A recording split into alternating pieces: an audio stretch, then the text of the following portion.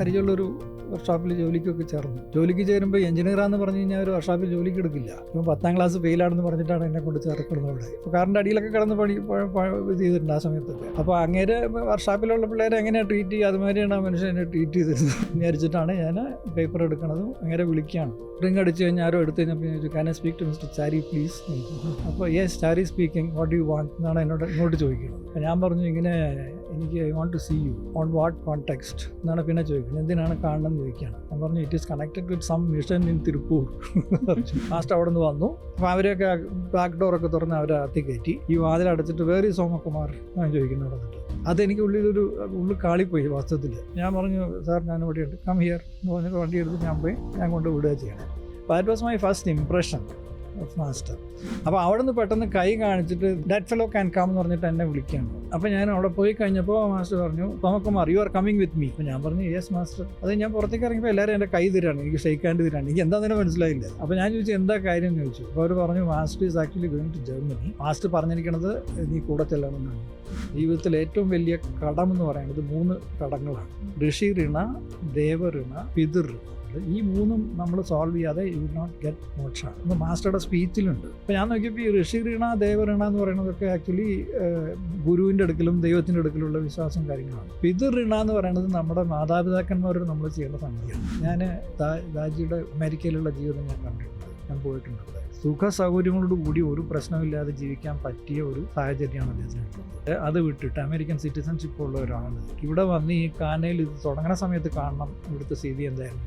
മരുഭൂമി മാതിരിയുള്ള ഒരു സ്ഥലമായിരുന്നു, മുഴുവൻ മണ്ണും പൊടിയും ഇതൊക്കെയാണ്. ഇവിടെ വന്ന് ജീവിച്ച് ഇതൊക്കെ ഈ നിലയിലാക്കിയെടുക്കുക എന്ന് പറയുന്നത് ഒരു വലിയ അത്ഭുതം. ബാബുജി വിസ്പേഴ്സിൽ മെൻഷൻ ചെയ്യുന്ന ഒറ്റ ബുക്ക് എന്ന് പറയുന്നത് ഔട്ട്സൈഡ് സർജന്മാർ ഹാർട്ട്സ് കോഡ് എന്ന് പറഞ്ഞ് പോൾ പിയർസാൽ എന്ന് പറഞ്ഞ ഒരാൾ എഴുതിയ ബുക്കാണത്. അതെന്താണെന്ന് വെച്ചാൽ ഈ ഹാർട്ടിൻ്റെ സവിശേഷതകളാണ് അദ്ദേഹം ന്യൂറോ സയൻസിൻ്റെ ബേസിസിൽ എക്സ്പ്ലെയിൻ ചെയ്യുന്നത്. അപ്പോൾ ഈ ഹാർട്ട് എന്നുള്ളത് ഭാവന ചെയ്യാൻ പോലും പറ്റാത്ത തരത്തിലുള്ള ഒരു ഇൻസ്ട്രുമെൻ്റാണത്. ഒരുപാട് കാര്യങ്ങൾ അതിൽ അടങ്ങിയിട്ടുണ്ട്. അത് പലപ്പോഴും നമ്മുടെ മെഡിക്കൽ ഫീൽഡിലോ സയൻറ്റിഫിക് ഫീൽഡിലോ പലർക്കും കണ്ടുപിടിക്കാൻ പറ്റിയിട്ടില്ല. അതേമാതിരി സയൻസിൽ പറയുന്ന ഒരു സംഗതി എന്താണെന്ന് വെച്ച് കഴിഞ്ഞാൽ there is something called quantum entanglement. അതെന്താണെന്ന് വെച്ച് കഴിഞ്ഞാൽ അവർ സയൻറ്റിഫിക് ആയിട്ട് കണ്ടുപിടിച്ച സംഗതി ഒരു ആറ്റം ഫോട്ടോണാണ്. ഒരു ഫോട്ടോൺ എടുത്തിട്ട് അവർ 2ആയിട്ട് സ്പ്ലിറ്റ് ചെയ്യണം. സ്പ്ലിറ്റ് ചെയ്ത് കഴിഞ്ഞിട്ട് ഇത് ഡിസ്റ്റൻസിൽ കൊണ്ടുപോകണം. അവർ കണ്ട സംഗതി എന്താണെന്ന് വെച്ച് കഴിഞ്ഞാൽ ഇതിൽ എന്ത് സംഭവിച്ചാലും ഇത് റിയാക്ട് ചെയ്യും. അത് even if it is at the end of the universe.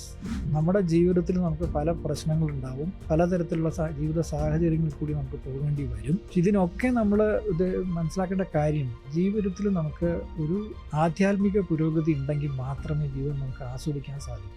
അപ്പം മറ്റ് ഭൗതിക ജീവിതത്തിൽ വരുന്ന പല പ്രതിബന്ധങ്ങൾക്കും നമുക്ക് പരിഹാരമായിട്ട് കാണാൻ പറ്റുന്നത് ആധ്യാത്മിക പരിശീലനങ്ങളാണ്.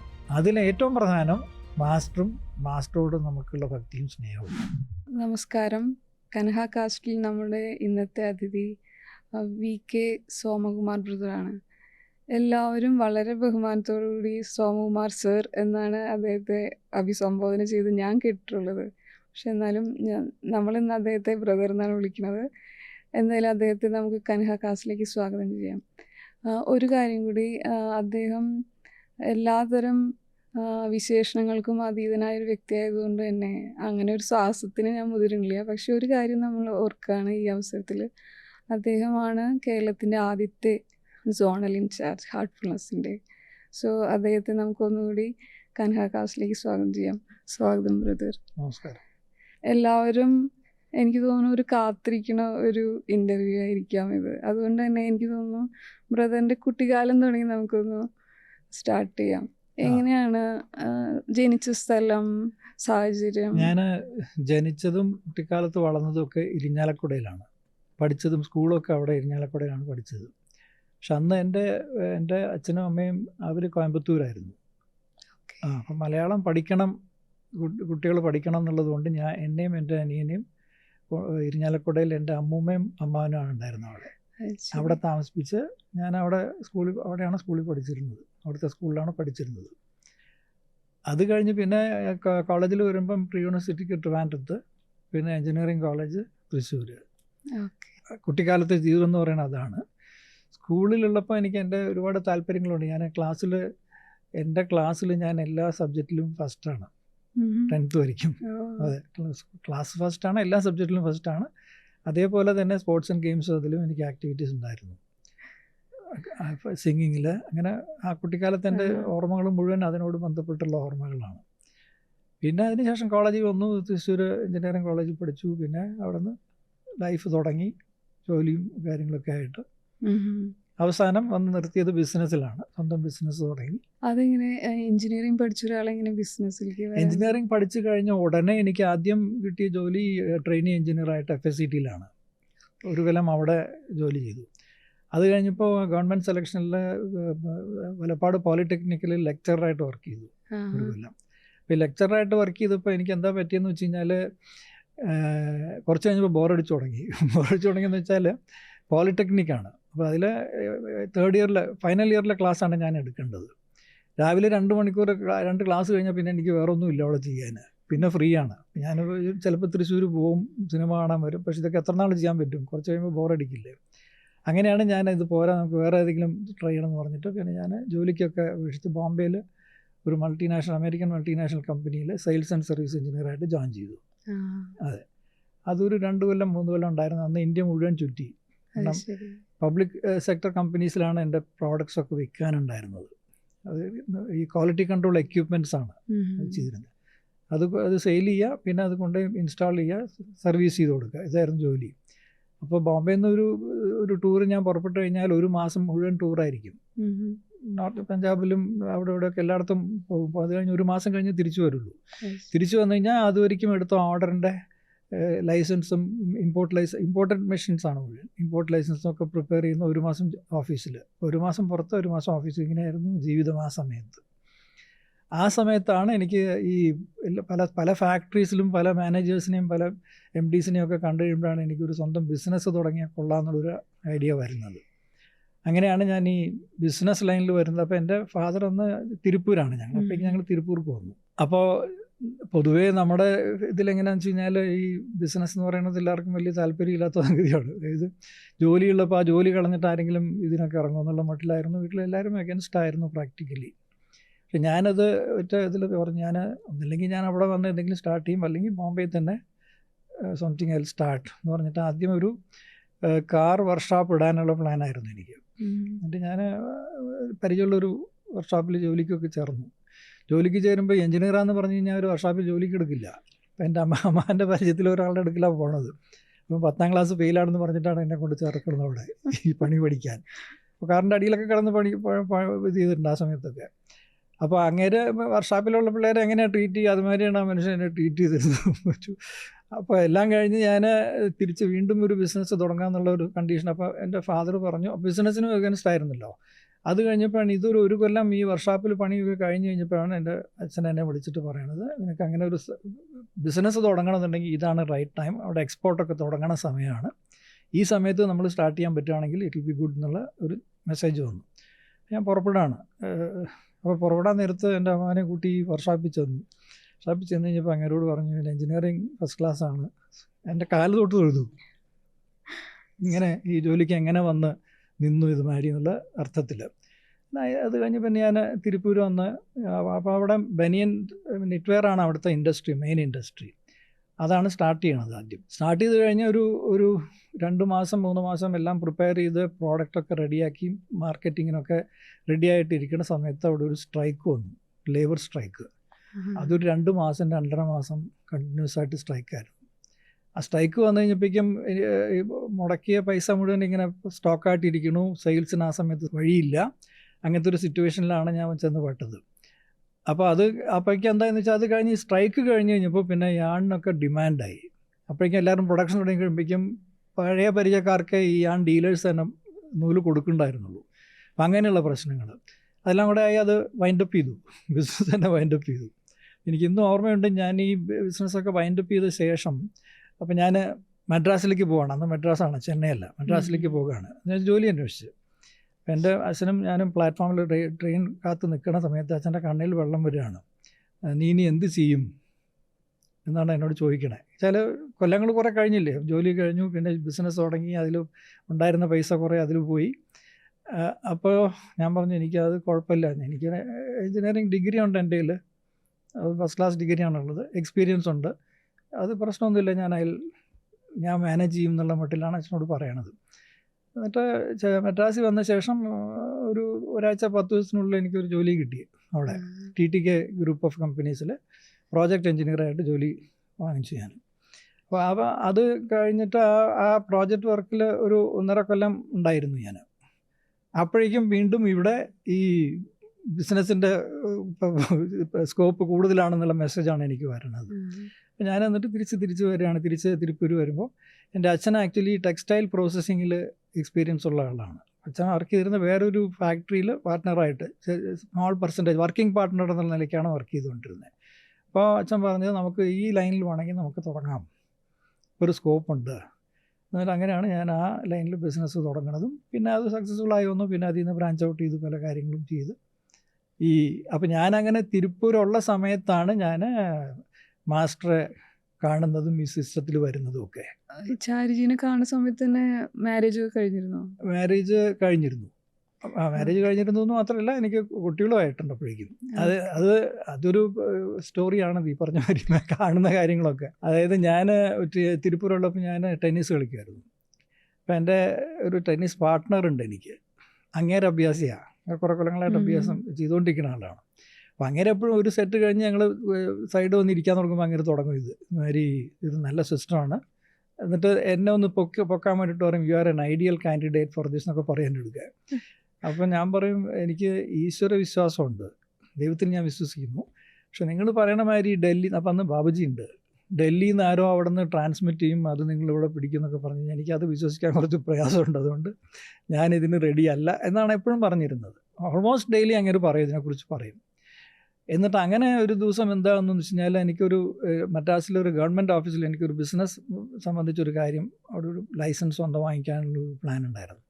അപ്പം അതിന് പോകണം, മദ്രാസിൽ പോകണം. അപ്പം ഞാൻ ഇങ്ങോട്ട് പറയുകയാണ് കേട്ടോ, കളി കഴിഞ്ഞിട്ട് ഞാൻ ഇങ്ങോട്ട് പറയുകയാണ്, ഞാൻ നാളെ മദ്രാസിൽ പോകും, ഞാൻ ഉണ്ടാവില്ല, 2-3 കളിക്കാനുണ്ടാവില്ല എന്നുള്ളത് പറയാൻ വേണ്ടിയിട്ടാണ് പറയണത്. അപ്പോൾ അങ്ങേര് പറഞ്ഞു, അല്ല ഒരു കാര്യം ചെയ്യും. എന്നാൽ അപ്പോഴേക്കും ബാബുജി സമാധിയായി, ചാരിജിയാണ് അപ്പോൾ മാസ്റ്റർ ആയി കഴിഞ്ഞ സമയമാണ്, 1984-ലാണിത്. അപ്പോൾ അദ്ദേഹം പറഞ്ഞു, നിങ്ങൾ ഒരു കാര്യം ചെയ്യും, അവിടെ പോയിട്ടൊന്ന് ഇദ്ദേഹത്തെ കാണൂ, അഡ്രസ്സ് തരാം ഞാൻ. അപ്പോൾ എൻ്റെ മുഖം കണ്ടപ്പോൾ തന്നെ അങ്ങനെ മനസ്സിലായി, അല്ല ഞങ്ങൾ ജോയിൻ ചെയ്യണമെന്നൊന്നുമല്ല പറയണത്, ഈ മനുഷ്യനൊന്ന് കണ്ടിട്ട് വരാമല്ലോ, അതിന് കുഴപ്പമില്ലല്ലോ എന്നുള്ള മട്ടിൽ അങ്ങനെ ഇത് എഴുതി തരാണ് എൻ്റെ അടുക്ക്. ഈ അഡ്രസ്സ് ഇത് എഴുതി എൻ്റെ പോക്കറ്റിലിട്ടു. അപ്പോൾ എനിക്ക് പോകാനുള്ള അവിടെ കാണാനുള്ള പ്ലാനൊന്നുമില്ല. പിന്നെ ഒരാൾ പോക്കറ്റിലിടണം, ഇത് വേണ്ടാന്ന് പറയണ്ടല്ലോ എന്ന് വെച്ചിട്ട്. എന്നിട്ട് ഞാൻ മദ്രാസിൽ പോയി.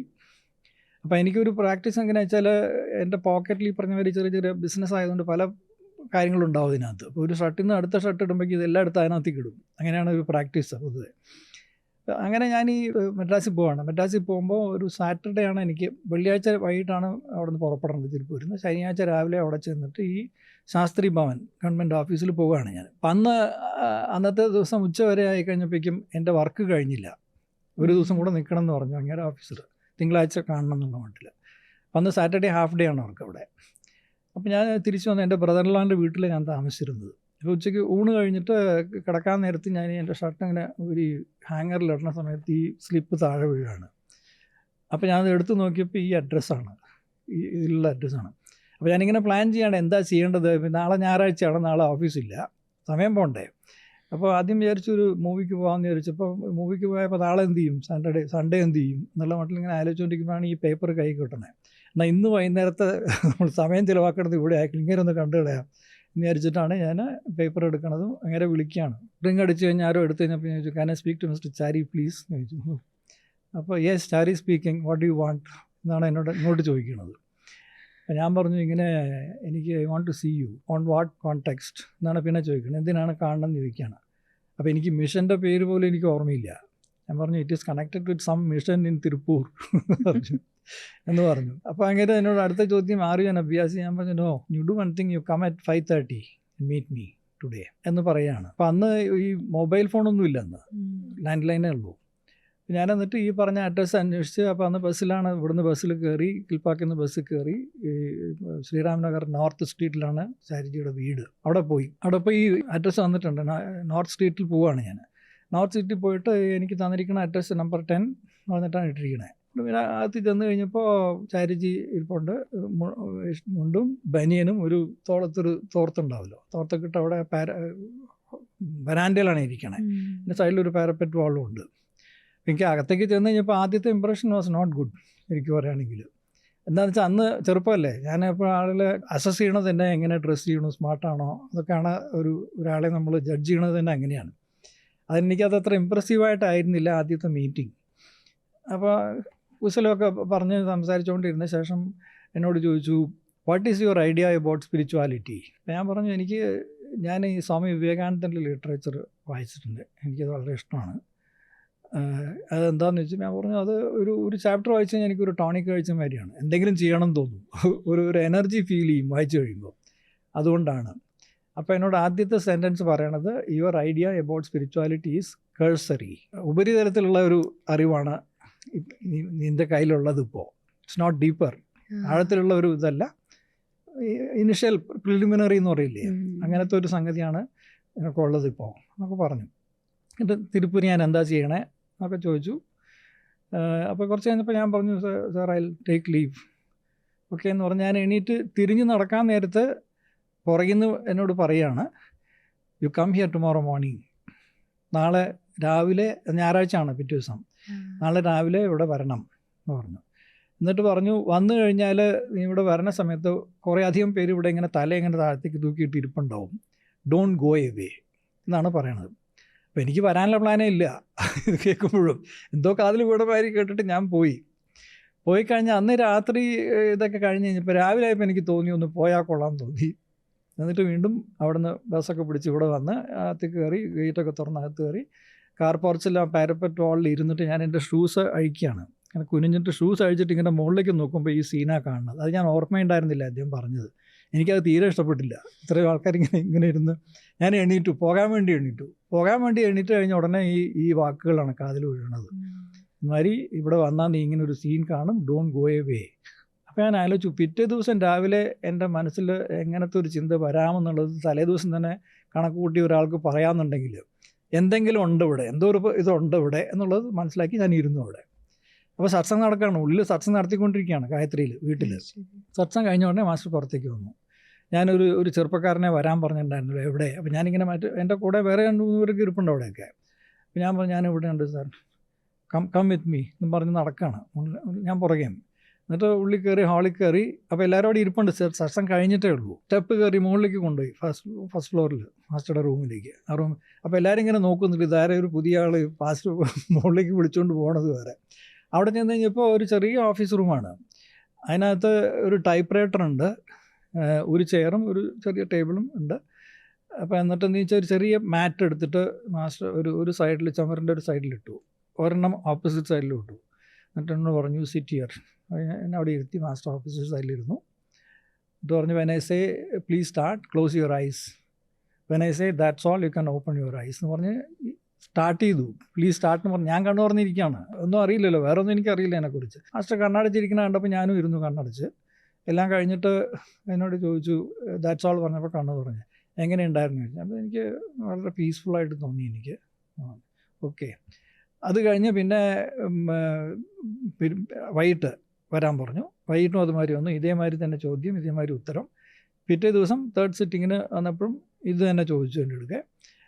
അപ്പോഴും ഞാൻ പറഞ്ഞു, എനിക്ക് ഐ ഫീൽ പീസ്ഫുള്ളാണ് എനിക്ക് തോന്നണേ.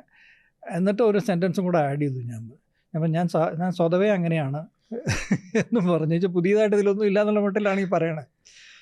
മാസ്റ്റർക്ക് ചിരിച്ചു മാസ്റ്റർ. എന്നിട്ട് പറഞ്ഞു, തിരുപ്പൂർ പോയി കഴിയുമ്പോൾ അവിടെ ഞായറാഴ്ച ദിവസം അവിടെ ഒരു ആശ്രമത്തിൽ ഈ പറഞ്ഞ മാതിരി സത്സംഗം നടക്കും, ഡോണ്ട് മിസ് ദാറ്റ്. ഇത്രയാണ് എനിക്ക് തന്ന ഇൻസ്ട്രക്ഷൻ. ഞാൻ അതുകൊണ്ടാണ് പോണത്. അങ്ങനെയാണ് ബിഗിനിങ്, അങ്ങനെയാണ് എൻ്റെ ഈ സിസ്റ്റത്തിൽ വരുന്നത്. അങ്ങനെയാണ്. എന്തൊരു കൃത്യമായിട്ടാണ് അതെല്ലാം ഓർത്തിരിക്കണത്. അതെൻ്റെ മനസ്സിൽ നിന്ന് മാറില്ല ഒരിക്കലും. ജീവിതത്തിൽ മറക്കാൻ പറ്റാത്തൊരു നിമിഷമായിരുന്നു അത്. അതിനുശേഷം ഒരുപാട് നിമിഷങ്ങൾ അങ്ങനെ വന്നിട്ടുണ്ട്, അതൊക്കെ ഓർമ്മയിലുണ്ട് താനും എല്ലാം. പിന്നീട് എങ്ങനെയാണ് സാധനയിലുള്ള പുരോഗതി വരുന്നത് എങ്ങനെയാണെന്ന് വെച്ച് കഴിഞ്ഞാൽ, ഞാൻ ഈ പറഞ്ഞ മാതിരി സൺഡേ ദിവസം അവിടെ പോകും. അപ്പോൾ സൺഡേ പോകുമ്പോൾ അന്ന് അവിടെ പ്രിസെപ്റ്റേഴ്സ് ഇല്ല തിരുപ്പൂര്. 10-20-25 കൊല്ലമായിട്ട് പ്രിസെപ്റ്റേഴ്സ് ഇല്ലാതെ 10-30 അഭ്യാസീസ് റെഗുലറായിട്ട് പ്രാക്ടീസ് ചെയ്യുന്ന ഒരു സെൻ്ററാണത്. അപ്പോൾ അവിടെ ചെയ്യുമ്പോൾ എങ്ങനെയാ വെച്ചാൽ, സിറ്റിംഗ് കൊടുക്കുന്നത് ഒരു വയസ്സായിട്ടുള്ളൊരു മനുഷ്യനാണ്. അങ്ങേര് എല്ലാവരുടെയും മുമ്പിലിരിക്കും, പക്ഷേ സിറ്റിംഗ് കൊടുക്കണ മാതിരിയില്ല, ഫോട്ടോയിലേക്ക് നോക്കിയിട്ടാണ് അങ്ങേരും ഇരിക്കുക. ഓർഗനൈസർ എന്ന് പറയും. അപ്പോൾ അങ്ങേരാണ് സിറ്റിംഗ് സ്റ്റാർട്ട് ചെയ്യുക, അങ്ങേരാണ് ക്ലോസ് ചെയ്യുക. അപ്പോൾ എനിക്ക് ഇപ്പോൾ ഇത് ഇരുന്ന് പരിചയമില്ലല്ലോ. അപ്പോൾ ഞാൻ ഈ പുറകിലത്തെ ചുമര് ചാരിയേ ഇരിക്കുള്ളൂ. ഒരു 25 മിനിറ്റ്, അപ്പോൾ 40 മിനിറ്റ് 50 മിനിറ്റൊക്കെ അങ്ങനെ സിറ്റിംഗ് ഇരിക്കും ഇങ്ങനെ.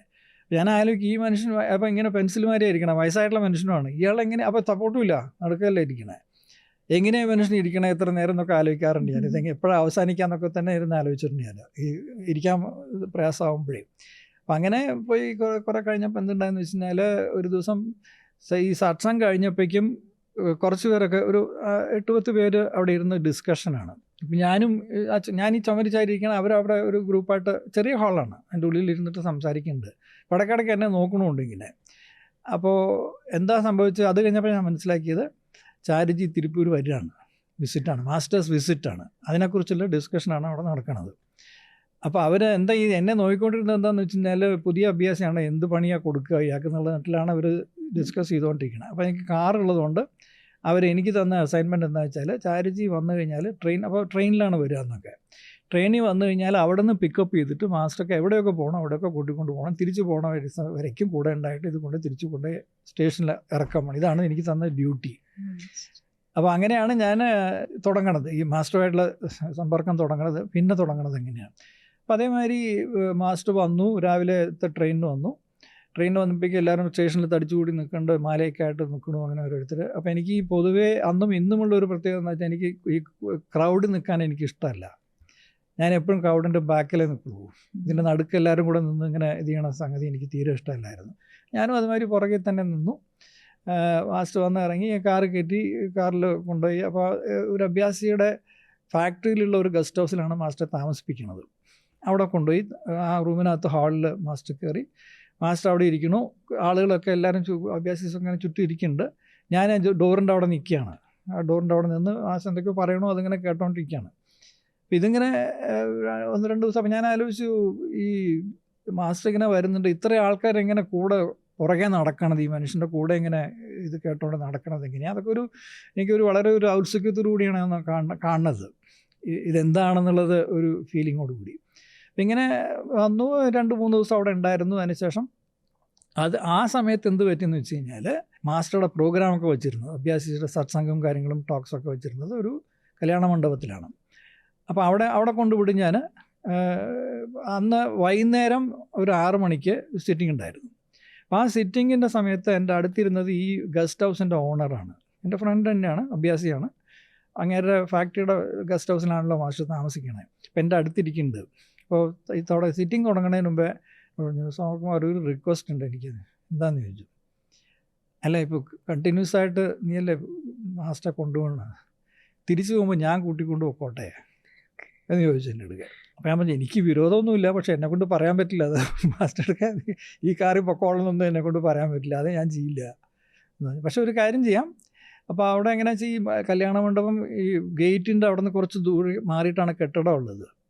ഗേറ്റിൻ്റെ അവിടെ ട്രാഫിക് ഇല്ലാത്ത റോഡുമാണ്, ലൈറ്റ് കുറവാണ് അവിടെ. ഈ മണ്ഡപത്തിൽ നമ്മൾ എൻട്രി ചെയ്യാൻ വേണ്ടിയിട്ടിരിക്കുന്നിടത്തുള്ള ലൈറ്റ് മാത്രമേ ഉള്ളൂ, കുറേ തോരണങ്ങളൊക്കെ വെച്ചാൽ അവിടെ മാത്രമേ ലൈറ്റുള്ളൂ.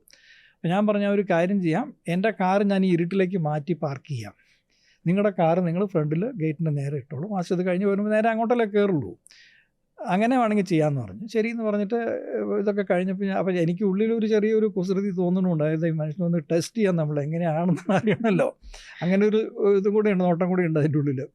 ഞാൻ എന്നിട്ട് ഈ ഇരുട്ടിൽ മാറ്റി നിർത്തി ഞാൻ അവിടെ നിൽക്കുകയാണ്. ഇതൊക്കെ കഴിഞ്ഞു, ഇങ്ങനെ കാറ് ലൈറ്റിൽ ഇങ്ങ് നിർത്തിയിട്ടുണ്ട്. മാസ്റ്റർ അവിടെ നിന്ന് വന്നു. അപ്പോൾ കൂടെ 1-2 ഫോറിൻ അഭ്യാസീസൊക്കെ വന്നിട്ടുണ്ട് അന്ന്. അപ്പോൾ അവരെയൊക്കെ ബാക്ക് ഡോറൊക്കെ തുറന്ന് അവരെ അകത്ത് കയറ്റി. ഫ്രണ്ടിൽ വന്ന് ഫ്രണ്ട് ഡോർ തുറന്നിട്ട്, അപ്പം മാസ്റ്ററുടെ വൈഫ് മാമി ഉണ്ട് കൂടെ, അവരെയും ഫ്രണ്ടിലേക്ക് ഇരുത്തിയിട്ട് ഈ വാതിലടച്ചിട്ട്, വേറെ സോമകുമാർ ഞാൻ ചോദിക്കുന്നത് അവിടെ നിന്നിട്ട്. അതെനിക്ക് ഉള്ളിൽ കാളിപ്പോയി വാസ്തവത്തിൽ. എങ്ങനെയായി അത് ഇത്രയും ആൾക്കാർ കൂടുതൽ, ഞാനൊരു പുതിയതായിട്ട് വന്ന് ജോയിൻ ചെയ്തിട്ടുള്ളൊരു അഭ്യാസി, എങ്ങനെയാണ് ഒരാൾക്ക് ഈ ഓർമ്മയൊക്കെ നിൽക്കണത്, ഇതാണ് പ്രോപ്പർ എറ്റിക്വറ്റെന്നോ എന്തെങ്കിലും ഒരു ധാരണ ഉണ്ടാവണമല്ലോ ഉള്ളിൽ, അങ്ങനെയല്ലേ വിളിക്കണത്. ഞാൻ പറഞ്ഞു, സാർ ഞാൻ ഇവിടെ ഉണ്ട്, കം ഹിയർ എന്ന് പറഞ്ഞിട്ട് വണ്ടി എടുത്ത് ഞാൻ കൊണ്ട് വിടുക ചെയ്യണേ. അപ്പോൾ that was my first impression of master. സാധാരണഗതിയിൽ അത് നടക്കില്ല. വെച്ചാൽ നമ്മളൊരു പ്രത്യേകിച്ച് ഒരു പബ്ലിക് ഫിഗർമാരി നമ്മളെല്ലാവരും ചുറ്റി കൂടി നിൽക്കുന്ന സമയത്ത്, തിരിച്ചു പോകുന്ന സമയത്ത് കാർ എന്താ മുമ്പിലുള്ള വെച്ചാൽ നമ്മൾ അത് കയറി പോകുന്നല്ലാണ്ട് ഇതിനെ കൊണ്ടുവന്നിട്ട ആൾ ഇതാണെന്നൊക്കെ ആലോചിക്കേണ്ട ഒരു സന്ദർഭം അല്ല അത്. അപ്പോൾ അതെൻ്റെ മനസ്സിൽ വളരെ സ്ട്രോങ് ആയിട്ട് തന്നെ പറഞ്ഞിട്ടുണ്ട്. അപ്പം അങ്ങനെ അതൊക്കെ കഴിഞ്ഞു മാസ്റ്റർ തിരിച്ചു പോയി. പിന്നെ എനിക്ക് കൂടുതൽ ഇൻവോൾവ്മെൻറ്റ് വരുന്നത് എങ്ങനെയാണെന്ന് വെച്ച് കഴിഞ്ഞാൽ ആ സമയത്ത് ഈ മദ്രാസിൽ മാസ്റ്ററെ കാണാൻ വേണ്ടി അഭ്യാസിച്ച് ഒരുപാട് പേര് പോകും തിരുപ്പൂരിൽ നിന്ന്. ഇടയ്ക്കിടയ്ക്ക് സന്ദർഭം കിട്ടുമ്പോഴൊക്കെ പോകും അവർ. ഞാൻ പോകാറില്ല. എനിക്ക് ഫാക്ടറി ഇതൊക്കെ ഉള്ളതുകൊണ്ട് എനിക്ക് അവിടെ നിന്ന് പോകാൻ പറ്റില്ല. കാരണം എൻ്റെ ഫാക്ടറിയിൽ അപ്പോഴേക്കും ഞാൻ ഡൈയിങ് ഫാക്ടറി ഒക്കെ തുടങ്ങി അവിടെ. അപ്പോൾ അതിൽ ടെക്നീഷ്യനും ഞാനാണ്, ഓണറും ഞാനാണ്, അക്കൗണ്ട്സ് എല്ലാം ഞാനാണ്. അങ്ങനെയാണ്. അപ്പോൾ ഒരു ദിവസം വന്നില്ലെങ്കിൽ ആ ഫാക്ടറി ഒന്നും ഓടില്ല. അങ്ങനത്തെ സിറ്റുവേഷനാണ്. അത് കാരണം പോകാറില്ല ഞാൻ. അപ്പോൾ എന്ത് വരുന്നത് വെച്ചാൽ ഇവർ ഓരോ പ്രാവശ്യം ഇവരൊക്കെ പോയിട്ട് തിരിച്ചു വരുമ്പോൾ, പഴയ അഭ്യാസമൊക്കെ തിരിച്ചു വരുമ്പോൾ ആദ്യം എന്നോട് ചോദിക്കണം എന്താണെന്ന് വെച്ചാൽ, സോമകുമാർ, ഞങ്ങൾ തമിഴിലാണ് പറയുക, ഞാൻ മലയാളത്തിലേക്ക് ട്രാൻസ്ലേറ്റ് ചെയ്യാം.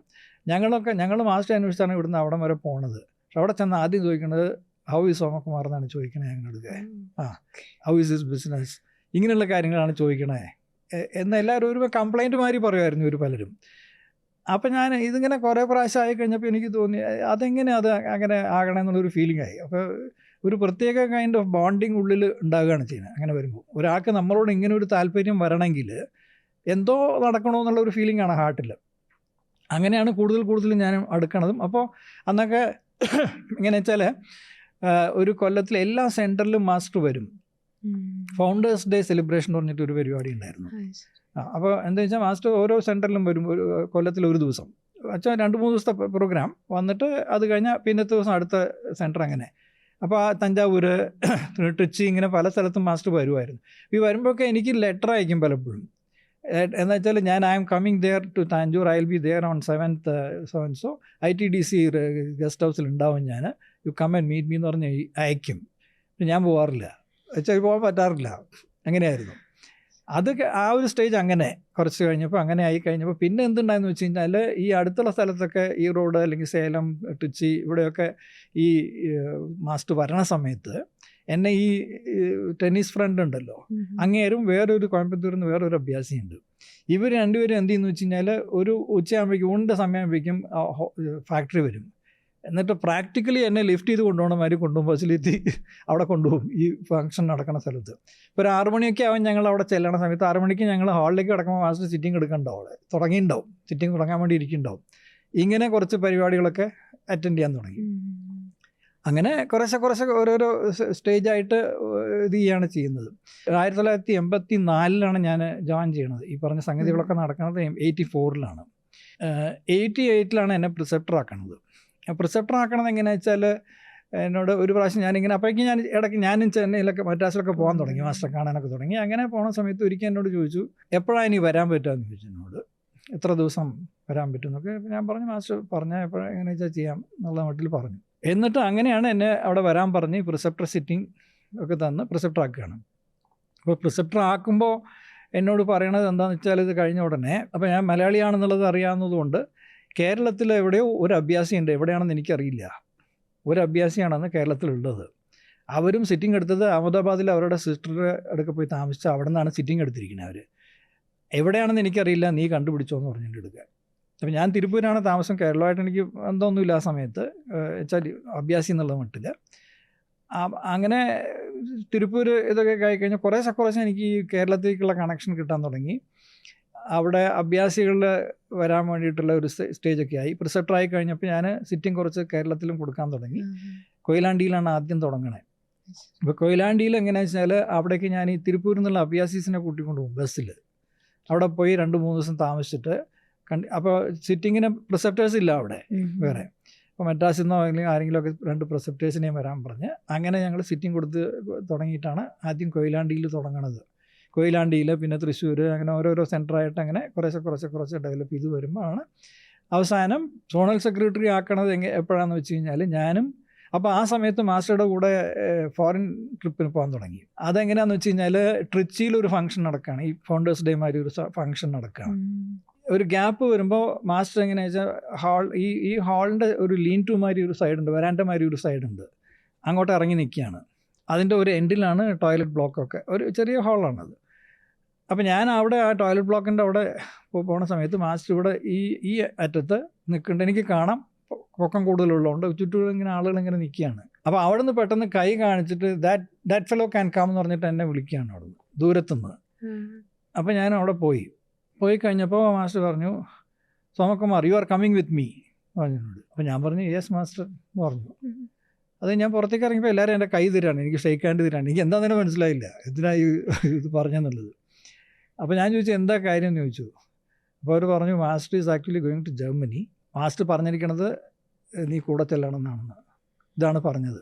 അപ്പോൾ എനിക്ക് ആദ്യം വന്നത് ഭയമാണ്. എന്താണെന്ന് വെച്ച് കഴിഞ്ഞാൽ ഒന്നാമത് ഞാൻ ഫാക്ടറി നടത്തിക്കൊണ്ടിരിക്കുന്നു ഇവിടെ. അന്ന് അങ്ങനെ ഏർണിങ്സ് ഒന്നും ഇല്ല കാര്യത്തിൽ. എൻ്റെ ഫാമിലി പാർട്ട്ണർഷിപ്പാണിത്. എൻ്റെ അച്ഛനുണ്ട് കൂടെ, ബാക്കി ബ്രദേഴ്സ് 2 പേര്, ഒരു സിസ്റ്റർ, അമ്മ, ഇവരൊക്കെ പാർട്ട്നേഴ്സാണ്. പക്ഷെ അവരൊക്കെ സ്കൂളിലും കോളേജിലൊക്കെയാണ് ഓരോരുത്തർ ആ സമയത്ത്. ഈ സമയത്ത് എവിടുന്നാണ് പോയി നമ്മൾ, ഒന്നാമത് പൈസ ഇല്ല എന്നുള്ളത്, വേറൊന്ന് ഇത്രയും നാളെങ്ങനെ ലീവ് എടുത്ത് പോകുന്നുള്ളത്, ഇതൊക്കെ കൂടെയാണ് എൻ്റെ ഉള്ളിലുള്ള മാനസിക വിക്ഷോഭം എന്ന് പറയുന്നത്. അതായിരുന്നു ആ സമയത്ത് ഉണ്ടായിരുന്നത്. അപ്പം ഞാൻ ഇത് പറയണമല്ലോ ഫാമിലിയിൽ. അപ്പം 2-3 ദിവസം കഴിഞ്ഞപ്പോൾ ഞങ്ങളുടെ ഫാക്ടറി ഓഫീസിൽ ഞാൻ എൻ്റെ ഒരു ടേബിളിലൂടെ അച്ഛൻ്റെ ടേബിൾ ഇപ്പുറത്ത് എങ്ങനെയാണ് ഈ ഓഫീസിലുള്ള അറേഞ്ച്മെൻറ്റ്. അപ്പം ഞാൻ പറഞ്ഞു, അത് പൊതുവേ എൻ്റെ അച്ഛൻ എങ്ങനെയാ വെച്ചാൽ വളരെ ദേഷ്യക്കാരനാണ്, അതാത്ത കാര്യം. അപ്പം ഞാൻ പറഞ്ഞു ഇതുമാതിരി ഞാൻ ഇവിടെ ജർമ്മനി പോവുകയാണെന്ന് പറഞ്ഞു. ആദ്യം കേട്ടില്ല. എന്താ പറഞ്ഞത് നീ ചോദിച്ചു. ഞാൻ പറഞ്ഞു ഇങ്ങനെ ജർമ്മനി പോകണം. എന്തിന്? ഞാൻ പറഞ്ഞു ഇങ്ങനെ മാസ്റ്റർ പോകുന്നുണ്ട് അവിടെ. മാസ്റ്റർ പോകണ്ടെങ്കിൽ അങ്ങേർക്ക് അവിടെ ജോലി കാണും, നിനക്കെന്താ പണി അവിടെ എന്നാണ് ചോദിക്കുന്നത്. അപ്പം ഞാൻ പറഞ്ഞില്ല, എനിക്ക് പോകണം എന്നുള്ള മട്ടിൽ പറയുകയാണ്. ഇത് കോൺവെർസേഷൻ ഇങ്ങനെയാണ്. ഇത് കഴിഞ്ഞ് റിലേഷൻഷിപ്പ് വളരെ മോശമായി അത് കാരണം തന്നെ. ആൻഡ് അച്ഛന് പ്രായവുമായി അപ്പോഴേക്കും. അപ്പോൾ അച്ഛൻ തീരുമാനിച്ചു, ഒരു ദിവസം ഓഡിറ്ററെ വിളിച്ചിട്ട് എന്നെ മുമ്പിലിരുത്തിയിട്ട് പറഞ്ഞു, ഈ ബിസിനസ് ഇപ്പം ഇവൻ ടേക്ക് ഓവർ ചെയ്യണമെങ്കിൽ എന്താ ചെയ്യേണ്ടത് എന്നാണ് ചോദിക്കുന്നത് ഓഡിറ്റർ. അപ്പോൾ ഓഡിറ്റർ എൻ്റെ ഫ്രണ്ടാണ്, ക്ലോസ് ഫ്രണ്ടാണ്. അപ്പോൾ ബാക്കി ബ്രദേഴ്സും പാർട്ട്നേഴ്സ് ഉണ്ടല്ലോ, ബാക്കി ഫാമിലി പാർട്ട്ണർഷിപ്പാണ്, അവർക്ക് കൊടുക്കാനുള്ള പൈസയൊക്കെ കൊടുത്തിട്ട് you can take it over. എന്നിട്ട് പിന്നെ അച്ഛൻ, അപ്പം ഉടനെ ഞാൻ ഇൻ്റർവ്യൂ ചെയ്തു. ഞാൻ പറഞ്ഞു ഞാനല്ലേ പ്രശ്നം, ഇതിൽ ഞാൻ പോയാൽ പോരെ, എന്തിനാ മറ്റുള്ളവരെ. അപ്പോൾ എന്നോട് പറയണത് വെച്ചാൽ അത് നീ വളരെ സാമർത്ഥ്യമായിട്ട് പറയണതാണ്, ബിക്കോസ് നിനക്കറിയാം നീ ഇല്ല അത് നടത്താൻ പറ്റില്ല എന്നുള്ളത് നിനക്കറിയാം, അതുകൊണ്ടല്ലേ നീ ഇങ്ങനെ പറയണമെന്നുള്ള മട്ടിലാണ് എന്നോട് സംസാരിക്കുന്നത്. എന്നിട്ട് പിന്നെ അടുത്ത സെൻറ്റൻസ്, നിനക്ക് എന്നോട് കുറച്ചെങ്കിലും സ്നേഹം ഉണ്ടെങ്കിൽ ഇത് മുഴുവൻ പൈസ മുഴുവൻ നീ കൊടുത്തിട്ട് you take over this business. വെച്ചാൽ ഞങ്ങൾക്ക് വിശ്വാസമില്ല അപ്പോൾ നീ ഇത് നടത്തുന്നുള്ളത്. കാരണം ഇങ്ങേരുടെ കൂടെ നീ പോകുന്നുള്ള വീട്ടിലാണ് ഉദ്ദേശിക്കണേ. അപ്പോൾ എനിക്ക് വേറെ വഴിയില്ല. അപ്പോൾ 1/6 എൻ്റെ പാർട്ട്ണർഷിപ്പ്. 6 പേരാണ് ടോട്ടൽ പാർട്ട്നേഴ്സായിട്ടുള്ളത്. അത്രയും കൊല്ലങ്ങൾ നടത്തിയിട്ടുള്ള എമൗണ്ടും ഒക്കെ അതിനകത്ത് ഇവരുടെയൊക്കെ. ഞാൻ പിന്നെ എൻ്റെ ഫ്രണ്ട്സിൻ്റെ അടുക്കൽ നിന്ന് കടം വാങ്ങിച്ച് ഈ പൈസ മുഴുവൻ കൊടുത്ത് ഞാൻ എടുത്ത് നടത്തുകയാണ് ഇങ്ങനെ ബിസിനസ്. അങ്ങനെയാണ് തുടങ്ങണത്. അപ്പോൾ എന്ത് പറ്റിയെന്ന് വെച്ച് കഴിഞ്ഞാൽ, അപ്പോൾ ഇതിൽ വേറെ ചില കാര്യങ്ങളുണ്ട് പറയാൻ. അതായത് നമ്മൾ പലപ്പോഴും മാസ്റ്റർ പറഞ്ഞത് അന്നും ഇന്നുമൊക്കെ അത് ഉള്ള കാര്യമാണ്. മാസ്റ്ററുടെ കാര്യങ്ങൾ, മാസ്റ്റർ പറയുന്ന കാര്യങ്ങൾ നമ്മൾ അനുസരിക്കുകയാണെങ്കിൽ നമ്മുടെ കാര്യങ്ങൾ മാസ്റ്റർ നോക്കിക്കോളും എന്ന് പറയാറുണ്ട്. അന്ന് സ്പീച്ചിലൊക്കെ മാസ്റ്റർ പറയും. അതെനിക്ക് അനുഭവവേദ്യമാണ് ഈ കാര്യങ്ങളൊക്കെ. എന്താണെന്ന് വെച്ച് കഴിഞ്ഞാൽ, അപ്പോൾ ഇത് കഴിഞ്ഞപ്പോൾ എൻ്റെ ഒരു ഫ്രണ്ടാണ് എനിക്ക് പൈസ തന്നതൊക്കെ. അപ്പോൾ അവസാനം ഞാൻ എന്ത് ചെയ്യുന്നു വെച്ച് കഴിഞ്ഞാൽ, ഫ്രണ്ടിനോട് പറഞ്ഞു, you can be A partner. ഇത്രയും പൈസ തരുന്നതല്ലേ, ഞാൻ ഈ തിരിച്ച് അങ്ങോട്ട് അടയ്ക്കാൻ നിൽക്കുന്നതും ഇൻട്രസ്റ്റ് തരാൻ നിൽക്കണതിനൊക്കെ പകരം യു ടേക്ക് ദ പാർട്ട്ണർഷിപ്പ്. അത് അദ്ദേഹത്തിന് സ്വീകാര്യമായിരുന്നു. അങ്ങനെ എടുക്കുകയാണ്. എടുത്തു കഴിഞ്ഞപ്പോൾ എന്തുണ്ടായെന്ന് വെച്ചാൽ, അത് കഴിഞ്ഞ് 1-2 കൊല്ലത്തിനുള്ളിൽ ഈ ബിസിനസ് കണ്ടമാനം പിക്കപ്പ് ചെയ്തു. ഓർഡേഴ്സും കാര്യങ്ങളൊക്കെ ആയിട്ട് നല്ല നിലയിൽ വളരെ നന്നായിട്ട് തന്നെ പിക്കപ്പ് ചെയ്ത് വരാൻ തുടങ്ങി. അപ്പോൾ എൻ്റെ അച്ഛൻ്റെയും ഫ്രണ്ടാണ് ഈ മനുഷ്യൻ, എന്നെക്കാളും സീനിയറാണ്. ഞാൻ അദ്ദേഹത്തെ അപ്പോൾ ഇടയ്ക്ക് അച്ഛനെ കാണാൻ പോകും. ഞങ്ങളുടെ വീട്ടിൻ്റെ ഓപ്പോസിറ്റ് സൈഡിലൊരു വീട്ടിൽ അവരുടെ ഫ്രണ്ട്സ് ഉണ്ട്. അപ്പോൾ അവിടെ വരുമ്പോൾ ചിലപ്പോൾ അച്ഛനെ കാണാൻ വരും. അപ്പോൾ ഞാൻ അദ്ദേഹത്തോട് ഒരു കാര്യം മാത്രം പറഞ്ഞു, ഒരു കാരണവശാലും അവിടെ പോയി ബിസിനസ് നന്നായിട്ടാണ് നടക്കണമെന്ന് പറയരുത്, അത് പ്രശ്നമാകും എന്ന് പറയാറുണ്ട്. ഞാൻ പറയില്ല എന്നൊക്കെ പറയും. എന്നിട്ട് അവസാനം ഒരു പ്രാവശ്യം എന്തുണ്ടായെന്ന് വെച്ച് കഴിഞ്ഞാൽ, അവിടെ പോയി ഇത് എങ്ങനെയുണ്ട് ബിസിനസ്സൊക്കെ എന്ന് അച്ഛൻ ചോദിച്ചപ്പോൾ ഞാൻ പറഞ്ഞു വളരെ നന്നായിട്ട് നടക്കണേ, വളരെ കാര്യമായിട്ട് നടക്കണമെന്നുള്ളത് അവതരിപ്പിച്ചു.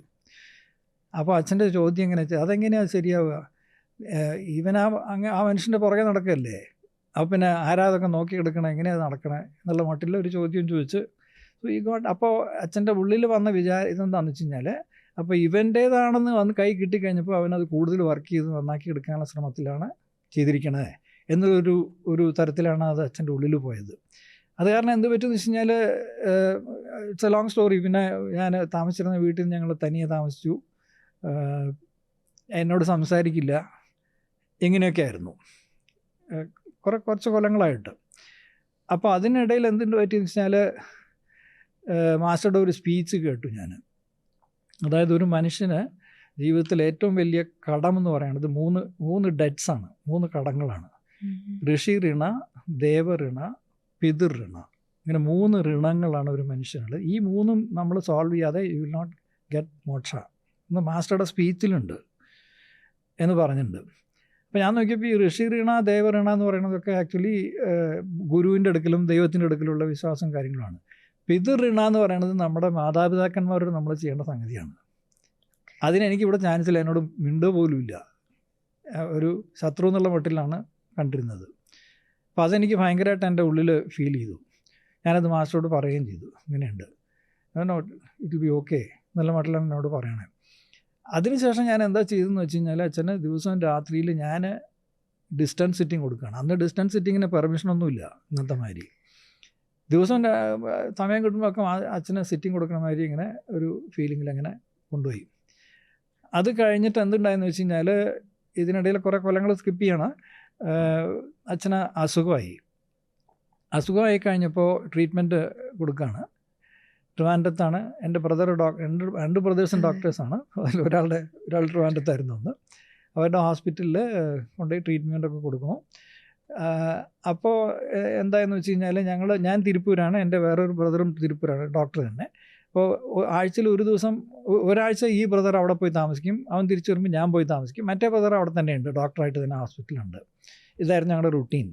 അപ്പോൾ അങ്ങനെ പോണ സമയത്ത് ഞാനൊരു ട്രിപ്പ് പോകുകയാണ്. അപ്പോൾ ഈ കലയുടെ അച്ഛനുണ്ട് എൻ്റെ ഓഫീസിൽ തന്നെ, മാനേജറായിട്ടാണ് ഉണ്ടായിരുന്നത്. അപ്പോൾ അദ്ദേഹത്തിനും അറിയാം, അച്ഛനെ അറിയാം. ഞാനും വരട്ടെ എന്ന് ചോദിച്ചിട്ടുണ്ട്. വന്നോളം പറഞ്ഞു. ഞങ്ങൾ ട്രെയിനിൽ പോവാണ്. ട്രെയിനിൽ പോയി എറണാകുളത്ത് പോയി ട്രിവാൻഡ്രത്തേക്കുള്ള ട്രെയിൻ ക്യാപ്ചർ ചെയ്ത് രാവിലെ നേരത്തെ ഇരിക്കുന്ന സമയത്ത് അദ്ദേഹം എന്നോട് ചോദിച്ചു, ഞാൻ അച്ഛനൊരു സിറ്റിംഗ് കൊടുക്കാൻ ചോദിക്കട്ടെ അച്ഛൻ്റെ അടുക്ക എന്ന് പറഞ്ഞു എൻ്റെ അടുക്ക്. ചോദിച്ചോളൂ, പക്ഷേ എന്താ റിയാക്ഷൻ വരാമെന്ന് എനിക്കറിയില്ല, ഞാൻ ചോദിച്ചാൽ തീർച്ചയായിട്ടും വരില്ല അതിന് എന്ന് പറഞ്ഞു ഞാൻ. പക്ഷെ ആ പ്രാവശ്യം ഞങ്ങൾ ചെല്ലുമ്പോൾ അച്ഛൻ ഓൾറെഡി കോമ സ്റ്റേറ്റിലായി. ഇപ്പോൾ 2 ദിവസം ഞങ്ങൾ താമസിച്ചിട്ട് തിരിച്ചു പോന്നു. അടുത്ത പ്രാവശ്യം പിന്നത്തെ ട്രിപ്പ് ഞാൻ പോണ സമയത്തും അദ്ദേഹം എൻ്റെ കൂടെ വന്നിട്ട് അവിടെ ഹോസ്പിറ്റൽ റൂമിനകത്ത് അച്ഛനെ കിടത്തിയിരിക്കുകയാണ് വീട്ടിൽ.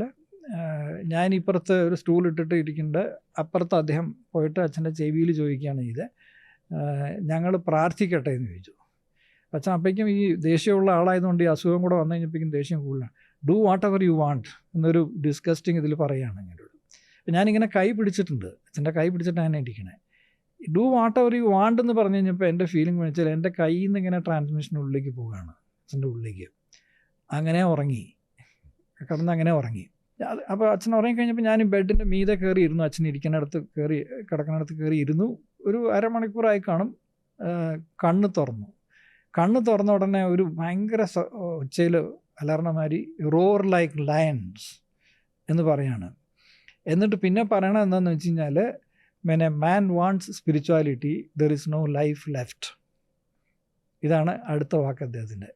എന്നിട്ട് പിന്നെ അമ്മയെ വിളിച്ചിട്ട് പറഞ്ഞു, is on the right line, follow him എന്ന് പറയാണ്. അന്ന് വൈകുന്നേരം ഞാൻ തിരിച്ചു പോവുകയാണ്. പിറ്റേ ദിവസം രാവിലെ മരിച്ചു അച്ഛന്.